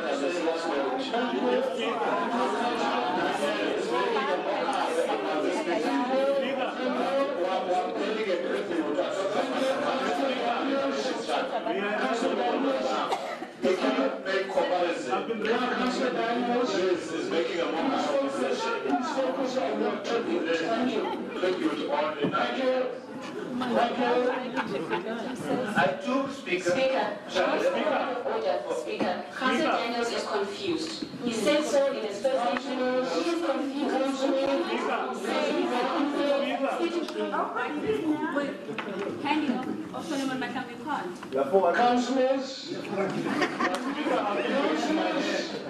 Councillors, Speaker, Rule 28.5.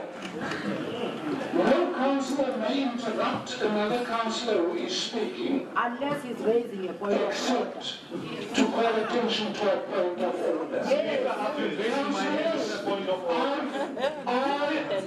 You ignored me for quite some time now. I have explained this on numerous occasions. A point of order simply means that the speaker, the person who's on the floor, is transgressing one of the rules. Speaker, you've been ignoring me. Are you giving me a chance to speak now? Do you have a point of order? Yes, Speaker. What is your point of order? My point of order, Speaker, is on 37. Councillors, Speaker, please. Councillors, I'm giving you what you asked from me. Councillors, there's a councillor on the floor. Mamela, look, Speaker, you've given me a chance to speak. You asked me what is the point of order. Yeah. Now I'm giving it to you. You are interjecting. There are some of your own councillors speaking aloud. Mamela, Speaker, what I'm trying to bring here is that who Councillor Jack has mentioned it that you are destroying this council, and no one interjected that. And now we are sitting in a situation where you said we men, M-E-N, men, which is if Speaker is not a man, it must be said now. You said men are destroying this council, and men just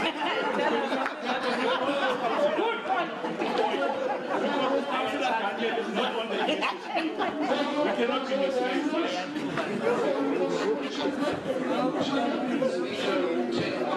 Please proceed with the debates. And furthermore, when councillors call for point of order, there's 37 A and B. And B is applicable when you do raise a point of order. So please, can we just adhere to those? Thank you. Councillor Daniels, please proceed. Our Councillor proceeds. Thank you. Speaker, and that fateful Easter weekend, when Comrade Hani was killed, I can never forget it. Now, there's a lot here that wasn't even around and knew anything about politics then in this chambers. So, may his soul rest in peace and long live the spirit of Hani. He was genuinely a soldier. But Speaker, in all what I've said, I want to say to us that the past is best left where it belongs.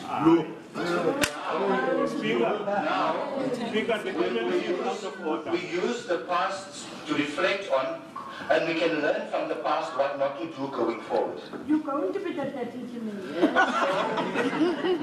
Let us not go back to the issue on white on black violence or black on white violence. Let us stand firm against point of information, Speaker.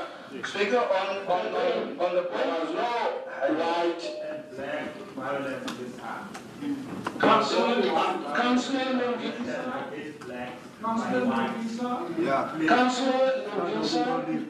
please, councillors, please refrain from interjecting. Councillor, your time is running out. Thank you. Running out not because of me, Speaker. Now, Speaker, please indulge me, Speaker, to reflect very briefly on Winnie Mandela. Speaker, for the Free Mandela campaign, when lots of them weren't even born, was making people in the chambers. Time is up. I remember with the campaign, and I want to say the following in short. 5 minutes is up. In short, I want to say the following about the late Winnie Mandela. She has not received the respect in this country that she deserves.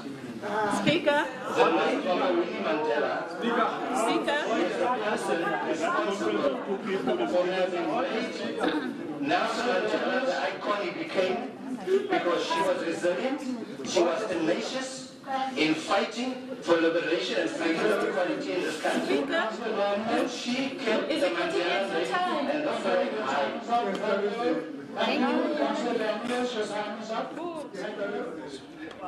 Again, some chaotic scenes coming in from that no motion of confidence in the Nelson Mandela Bay Metro Mayor Athol Trollip, and hearing some of the opposing views there from the Patriotic Alliance as well as EFF members. Yes, actually, interestingly enough, they've hardly started because for the most part of the morning they were still paying their tribute to Mama Winnie Mandela. But now we've seen as they go into that formal sitting for the motion of no confidence in Mayor Athol Trollip, the chaos has once again erupted, but we'll definitely be following that story throughout our bulletins. Definitely. With that being said, let's have a look at this morning's headlines. President Cyril Ramaphosa has met the family of Winnie Mandela ahead of the memorial service in Eastern Cape hometown of Bizana.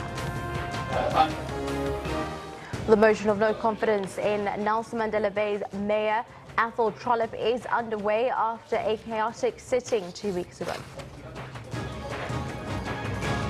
South Africa commemorates the 25th anniversary of the assassination of struggle stalwart SACP General Secretary Hani. Very good morning to you. Welcome to Newsroom. If you have just tuned in, I'm Shanta Yaki. Just gone at 11 o'clock this morning. I'm not alone. I'm Tabile Wato. Thank you very much for joining us. Now, as we've been mentioning throughout our bulletin, we've been taking a look at some of the commemorations as well as tributes to Mama Winnie Mandela. Definitely. We've also been giving you live coverage as well as the prelude into the memorial services taking place all over the country today, as well as the updates coming in from that no motion of confidence down there. We'll be crossing to our reporter, actually, Zinkita Mangunana, who is at the memorial service. That's about to start a little bit earlier on. As we mentioned, President Cyril Ramaphosa did address the Madikizela family as well as the community members of Bongweni village, paying tribute to Mama Winnie. Definitely. First things first, let's have a look at your lead story this hour.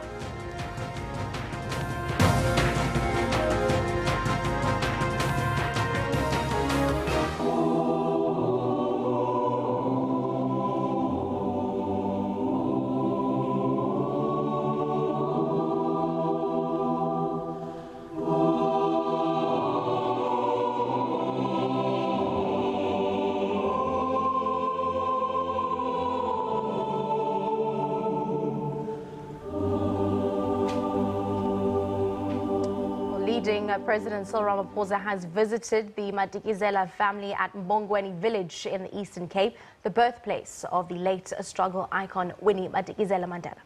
This is ahead of a memorial service that will be held at the Mphuthumi Mafumbata Sports Ground in Mbizana later on. We now cross to our reporter who is at the venue, Zimkita Manqinan. Zimkita, it's been a very busy morning. We followed the president as he addressed the Madikizela family as well as community members. What's the latest now? A very good morning. From 8 o'clock this morning, we started to see thousands of people making their way into Mphuthumi Mafumbata Stadium. If you can just see behind me, there are a lot of people. The marquee is filled to capacity. There's more than 15,000 people that are here today ahead of the memorial service.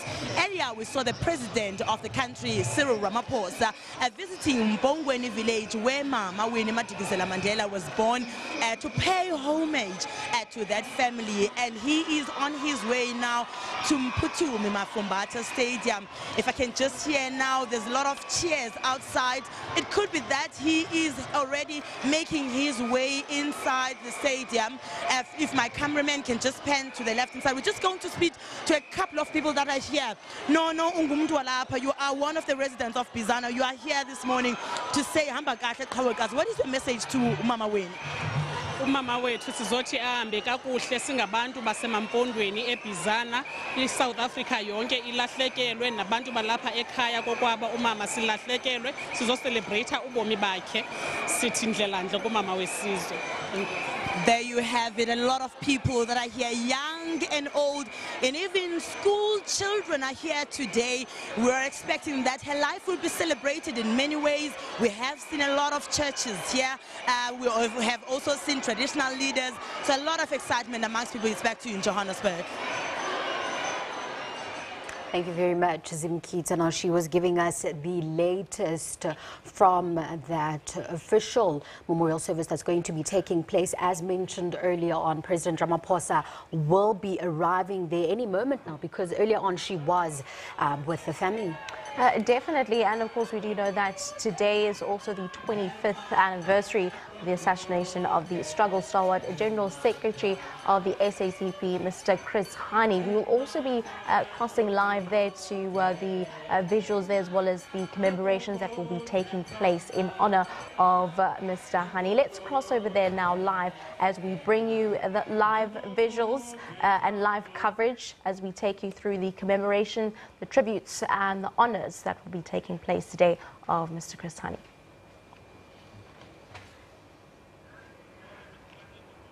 All right, so well, we do know that, you know, it's the beginning of the year and we've already lost many struggle icons. So many stalwarts that we've lost. I mean, just yesterday we were speaking about former Ambassador George Nene, who also lost his life. I think it's going to be a very emotional time for South Africans. We've seen with all the memorials that have been taking place. We celebrated Solomon Mahlangu just the other day. We're celebrating Chris Hani today.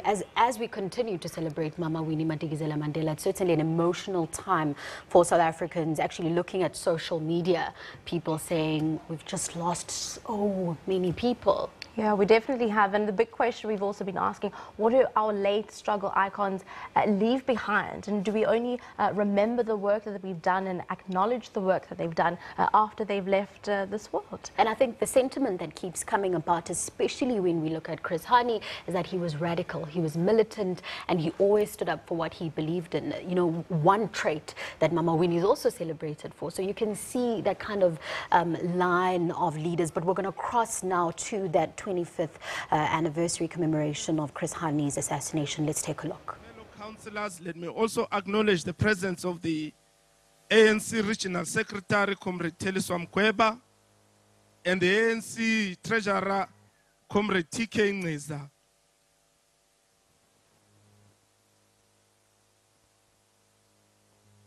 I want to also lastly acknowledge the presence of the former mayor, Comrade Dumankosi, who we've been told is present here. The leadership of the SACP, the leadership of Sanko, Babu Skosana, the leadership of Kosatu, Comrade Begin Chalinchai. I've been told that as the first speaker, I shall not say protocol observed. The next speaker will acknowledge me as well and say all protocol observed. We're gathered here to commemorate, to honor, and to celebrate the life of a martyr, a family-loving man who lived his life, unfortunately, running from the apartheid government, living like a fugitive, a selfless instrument in the hands of the Congress movement, and a giant whose blood nourished the tree of freedom for the cause of our total liberation.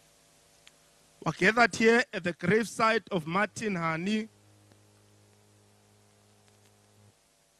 as an annual pilgrimage, because through this painful journey that we walk each year on this date, we find renewal, we find rejuvenation, we find restoration, and we uncover the true mastery of courage as we connect ourselves to his life of service and sacrifice, which inspires us to work with dignity for the people of South Africa. The memory of Chris Hani must not only live in archives, it must not only be found in libraries, it must not only be found in books written by his biographers and commentators, but his memory and resilient spirit must be inculcated into the minds and hearts of our people from the first day they start from the elementary school up until graduation. Ourselves who are beneficiaries of his work, let us live more worthy of his sacrifice. Those privileged to find themselves in public office, let us emulate him by becoming tools and instruments in the hands of the people, because that is what Chris Hani was, and that is what Chris Hani continues to be. We who remain because of the nobility of his work and his righteousness of Chris Hani's intent to totally liberate our people from draconian laws, from landlessness, and from poverty and starvation, we must become the hope of the future, the strength of the present, and the sum of all generations that have come before us. In honor of Chris Hani, the city of Ekurhuleni, as the chief of staff, was unapologetic. We are unapologetic about ensuring that the expropriation of land for the benefit of our people, because Chris Hani was unambiguous about it, about the expropriation of land without compensation. Chris Hani was ambiguous about education being the cornerstone of our revolution. And as the city, we will not tire to seek partnership and to continue persuading government to build a university named after Chris Hani here in Ekurhuleni. The city of Ekurhuleni, the city of the chief of staff where he sleeps, wants to welcome all of yourselves. Thank you very much.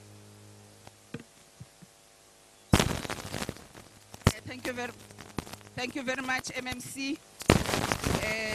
MMC Mtya. Ladies and gentlemen, may I take this opportunity and call to the podium our Honorable Executive Mayor, the Mayor of the city of Ekurhuleni, the city of peace, the home of Erythropolis. We're calling upon you, Executive Mayor, to come to the podium and address us.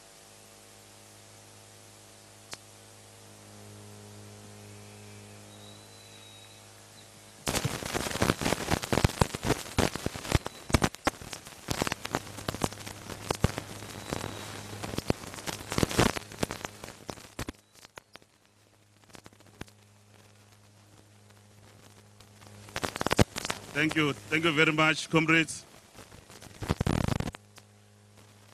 Thank you very much, comrades. Let me take this opportunity and greet the program director, Madam Speaker of Council, Ma'am Patricia Khumalo. Greet the Hani family as led by Umamudi Mpo and our little sister Olindiwe. Greet the Minister of Arts and Culture, Minister Natim Tetwa. Greet the Tambo and Ngobi family. Greet the leadership of the SACP as led by Comrade Blade Nzimande, who's also a Minister of Transport. Greet the leadership of Sanko, Comrade Skosane, the leadership of Kosatu as led by Comrade Njalinjali. Greet the head of the elections, Mr. Fio Fokol, Figile Mbalula, the Chief Whip of Council, members of the Mayoral Committee and the delegation from the Eastern Cape, former Mayor, our mentor, Comrade Dumankosi. Once again, we have returned into this resting place of our beloved leader, Commander Chris Hani. Exactly 25 years ago, the forces of reaction prematurely ended his life in what they had calculated to be a drive towards a civil war in our country.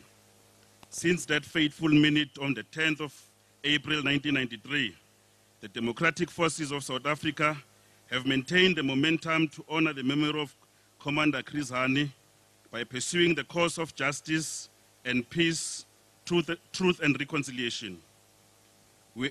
This we have done as a struggle to build a truly non-racial, non-sexist, democratic and prosperous South Africa, in which the historically oppressed African majority must enjoy access to economic and social justice.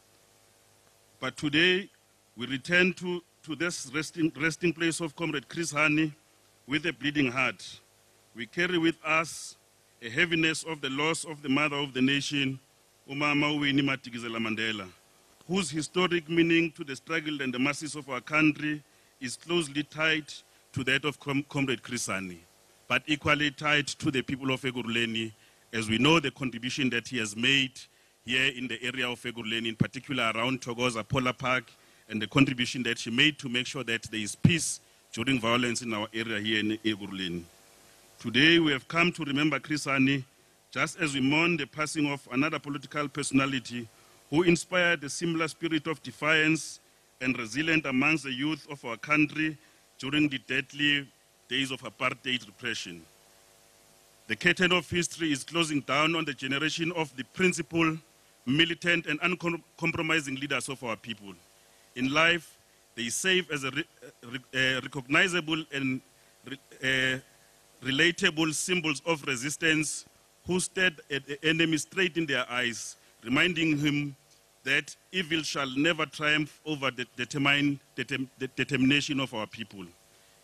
It was the passion and courage of the likes of Comrade Chris Hani and Mama Winnie Mandela that convinced the young people of our townships that fear was a prison from which all we have to break free, and the freedom is a sacred right that no one must ever give up, must never give up, even when we're threatened with death. 25 years since the passing of Comrade Chris Hani, and as we mourn the passing of Mama Winnie Mandela, our country still battles with a system of racism. We have witnessed the recent years of the resurgence of overt racism, with numerous incidences of racial attacks by unrepentant racists on the black Africans. This was crowned by the conviction and the sentencing of 2 years imprisonment of one Miss Vicky Mombek for racist remark discharged against members of the South African Police Services. This renewed confidence within the racist establishment in our country is a proof that the struggle must continue. South Africa needs more Chris Hani and more Mama Winnie Mandela. We need to produce more community leaders with enough courage and moral fortitude to confront racism and mobilize all freedom-loving people of South Africa on the platform of anti-racism, human equality, social justice, and radical economic transformation as an important pillars of our democratic and cohesive South Africa. in order to produce more citizens and leaders in the mold of Chris Hani and others of his time, such as Mama Winnie Mandela. We have to struggle very hard against forgetting. As government, political parties and other organs of civil society have a responsibility to preserve South African history and tell it the way it is. Our canon of memory must be kept alive, free of distortions, and must be handed down to younger generation as part of the process of grooming progressive national consciousness, and as a result also produce leaders of our country. As part of the canon of memory, the grave of Comrade Chris Hani, the memorial site, and the walk of remembrance were declared the national heritage in 2017. In 2018, the city of Ekurhuleni under SREC submitted the nomination of Chris Hani's house, which we have purchased, to be declared as a national heritage site. We have commenced with our work to build a family museum, and thank you, Mama Hani, for continuously sharing with us memories of Comrade Chris, and I'm sure that South Africans will be happy once we conclude this monument. So we must agree, comrades, that the month of April is the Heroes Month in South Africa. This is the same month where we lost Solomon Mahlangu, brutally hanged by apartheid government. It's the same month that we lost our long-serving president of the African National Congress, Comrade Oliver Reginald Tambo. It's the same month we've lost Mama Mandela and many other leaders of our revolution. We must work together to ensure that we preserve their memories, their legacy, and as a city of Ekurhuleni, we are proud to have honored both Comrade Chris Hani as well as Mama Dimpho Hani, together with Mama Winnie Mandela, with the freedom of the city when the other two were still alive. We want to say Comrade Chris Hani will forever be a free man of the city, and we want to take this opportunity once again to thank the Communist Party, to thank the African National Congress and the broader alliance for having borrowed us one of the fearless, militant, intellectual ever produced by our movement. Comrade Chris, sizohlala sikukhumbula ngaso sonke isikhathi. Amandla awethu. Long live the undying spirit of Comrade Chris Hani. Long live. Long live the undying spirit of Mama Winnie Mandela. Long live. Thank you very much.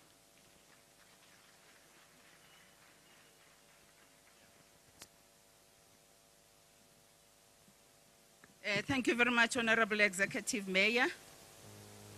We are now, let's prepare ourselves.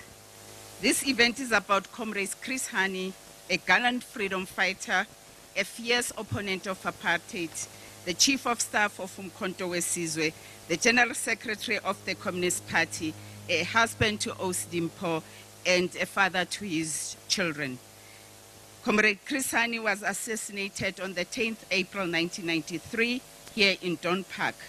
Allow me to call our daughter, Miss Lindy Hani, to come to the podium and address us. Ngicela simphakamise nge-revolutionary song.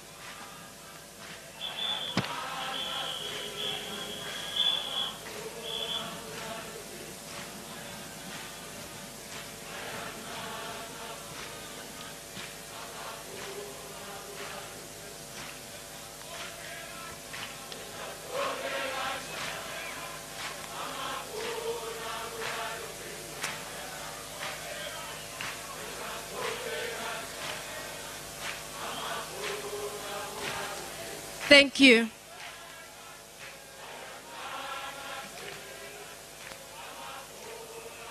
Thank you, comrades. Amandla. Long live the spirit of Chris Hani, long live. Long live the spirit of Mama Winnie Mandela, long live. Long live the spirit of O.R. Tambo, long live. Good morning. I would like to acknowledge the Executive Mayor of Ekhuruleni, Mr. Mzwandile Masina, Minister Nathi Mthethwa, Secretary General of the SACP, Mr. Blade Nzimande, Head of the Elections, Mr. Fikile Mbalula, the members of Ekhuruleni Municipality, the Tambo family, our friends and family, and everyone who made an effort to attend today's commemoration, all protocol observed. This has been a difficult and extremely sad week for all of us, but especially for the family of Mama Winnie Madikizela Mandela. My thoughts, love, and prayers are with them. It has not gone unnoticed by me that Daddy dies on Easter Saturday, or Mama Winnie dies on Easter Monday, or Tata O.R. died also at the end of April. I think and believe that Odedi is calling all his favorites during this time. So if I was the leaders, I would begin to pray.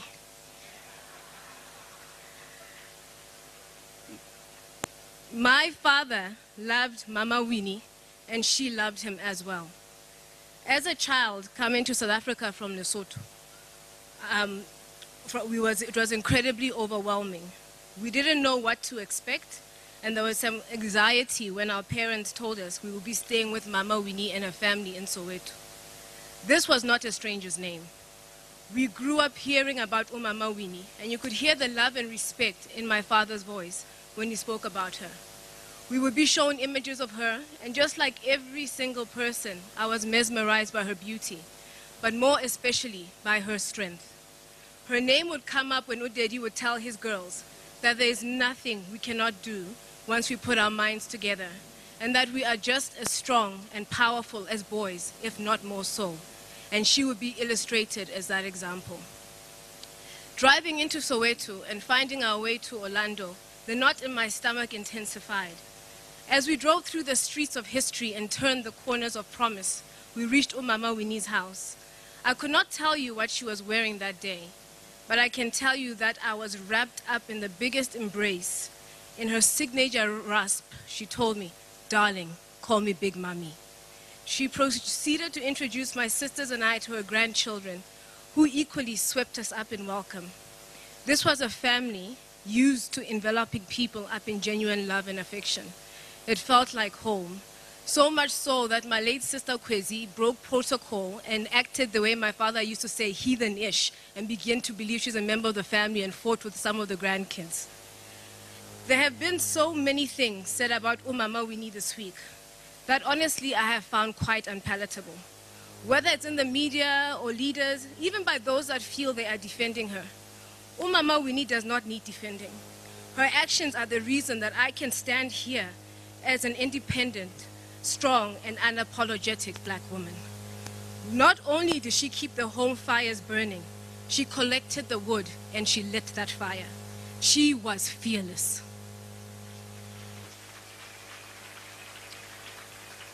Personally, I can't utlwa Mama Winnie anymore. In Mama Winnie's words, I am not sorry. I will never be sorry. I will do everything I did again if I have to. Everything. And she has nothing to be sorry about. Last week, to participate and witness the beauty of social media with the hashtag #IamWinnieMandela was monumental. South African women were donning black with a doek was such an inspirational movement that reminded me that together we are strong. That together as women, standing together, anything is possible. That Mama did not die, but she did multiply. I am Winnie Mandela. My daughter is Winnie Mandela. And all the little girls who dream big are Winnie Mandela. It might be a system that is old as time and ingrained in our society, but as sure as I'm Lindua Hani, the daughter of Tembisile, Chris Hani, patriarchy, we are coming for you. Watinta Bafazi, Watinta Mbogoto. Apartheid was not kind, and I'm putting it mildly. And we are told every day how we need to get over it. As I stand a few feet from my father's grave, I am very clear that I'll never get over it. And to those people saying that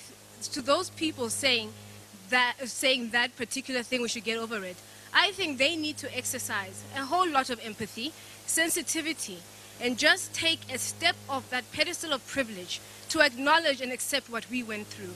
Moreover, they should never get over it. It was the darkest time of this country, and the healing, working through it, should be a collective effort, and not just one for the previously, and a lot of people still currently oppressed of this country. It is our painful collective history. We must own it, embrace it, and work through it. I think forgiveness and reconciliation was thrust upon us before we were ready. I am yet to recollect the apartheid government as a whole apologizing for those atrocities. I find it is difficult to forgive something that even the perpetrators have not even acknowledged. I look at what is happening in our society today and the rampant racism that we are still to tackle. I don't think we should necessarily be where we are. And to have our children who are not even born during apartheid to feel the way they do tells me we have our work cut out for us. The hatred is real in our world, and we cannot ignore it anymore. It has been 25 years since Daddy was brutally assassinated in his driveway. And to some, including myself, it feels like yesterday. Our family still miss him every day, and we will forever reflect on how our lives would have been different if he was still alive. A sentiment I know shared by many. Honestly, I will never know, but I do feel I tend to miss the leadership I grew up surrounded by. The pure selflessness of our Hanis, of our Tambos that they displayed. The concept of the cause being larger than the individual. We were fed this simultaneously as we were told, or if you like, indoctrinated, that our blood is black, green, and yellow. 25 years later, we seem to have forgotten those basics. We need, and myself included, to stop looking for saviors and realize that we all carry the gene of superb leadership. We are surrounded by greatness and inspiration. From the women who take menial jobs to feed her family, to the young children still walking many kilometers to get an education.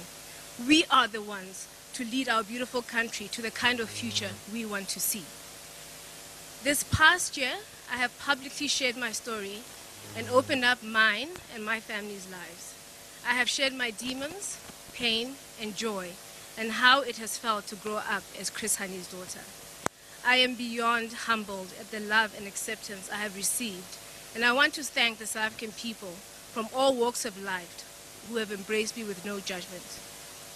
I often tell the story of how when people first realize I'm Chris Hani's daughter, the first thing they share with me is where they were on the 10th of April, 1993. And in the past, I used to resent that, and as I felt that I always had to relive the most painful moment of my life. I now understand that it was never done with malice, but the people were letting me know that my pain is their pain, and that I am not alone. That is the beauty and the graciousness of our people. You guys have carried us, the Hani family, on your shoulders, in your hearts, and in your prayers for 25 years. I am here today because of that overwhelming support. We love you, and we thank you always, South Africans. May God bless South Africa. May God bless her leaders and keep her strong. Long live the spirit of Chris Hani, long live. Thank you.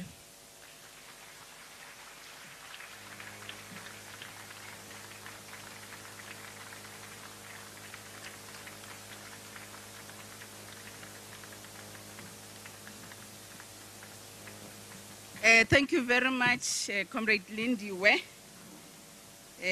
for inspirational message coming from the Hani family. I am now going to call the following comrades to come and give messages of support. MKMVA, Comrade Kebi Mapatswe. Is he here? If he, so, oh.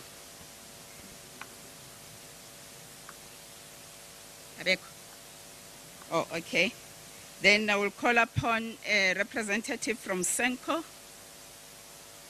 I was told that, and then it will be COSATU, SACP, and another message of support from the ANC represented by Comrade Fikile Mbalula.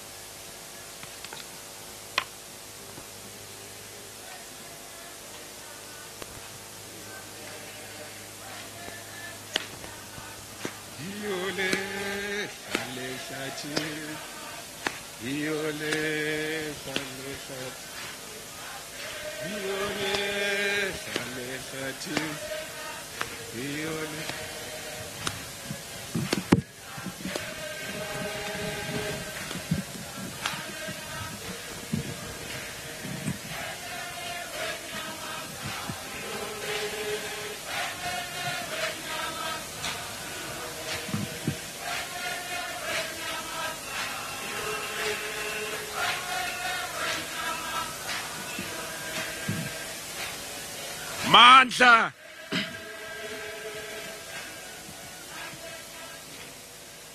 Mandla. Viva ANC, viva. Viva SACP, viva. Viva COSATU, viva. Viva Sanko, viva.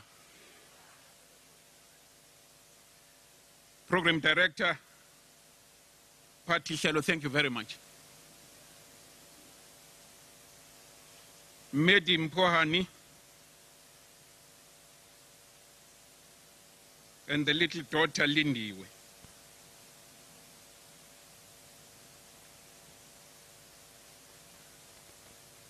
Comrade General Secretary of the Communist Party, Mpepetwa, indoda yakwaDambuza. Comrade Bheki Ntshali, Comrade Fikile and the entire leadership of the African National Congress present here. Sanko leadership in this province and also in this region. Nyambos, the leadership yonke yakahulumeni. Perpetua. Those were some live visuals from the 25th assassination commemoration of Chris Hani coming from the city of Ekurhuleni. We had a Sanko member there addressing the crowd immediately after his daughter Lindiwe addressed the crowd. Definitely. We'll continue. Of course, South Africa is commemorating the 25th anniversary of the assassination of the struggle stalwart Chris Hani. Of course, Hani was a member of the ANC-NEC and had led the SACP and the ANC's armed wing Umkhonto weSizwe at its chief of staff. He also served the MK in different capacities since 1960s. Viva SACP, viva! Viva President Tambo, viva! Chris Hani, a socialist, communist, and all-round legendary figure in the fight against apartheid. He joined the South African Communist Party in 1961. A year later, he became a member of the ANC armed wing Umkhonto weSizwe. There are certain risks that have got to be taken in the interest of peace in this country. We all need peace. We all need to promote development, economic development, social progress of a people in conditions of peace. I think that's an important task facing the people of South Africa. We, therefore, should unite in supporting negotiations and in forcing the South African government to negotiate genuinely. We need reconciliation. We need to let bygones be bygones. There have been a lot of fighting in the past. There have been a lot of nastiness. But again, I want to say, peace must be given a chance. Outspoken and principled, he was counted among those who would lead black South Africans out of the struggle for equal human rights. Then, on the 10th of April 1993, after Nelson Mandela's release and all anticipated a new dawn, tragedy struck. Hani had been assassinated. The heavy news spread, leading to an emotional plea by then-President Nelson Mandela. From the very depths of my being, a white man full of prejudice and hate came to our country and committed a deed so foul that our whole nation now teeters on the brink of disaster. A white woman of African origin risked her life so that we may know and bring to justice this assassin. The cold-blooded murder of Chris Hani has sent shock waves throughout the country and the world. Our grief and anger is tearing us apart. What is democracy pledge their commitment? Now is the time for all South Africans to stand together against those who, from any quarter, wish to destroy what Chris Hani gave his life for. Hani's killing nearly led to a full-blown civil war.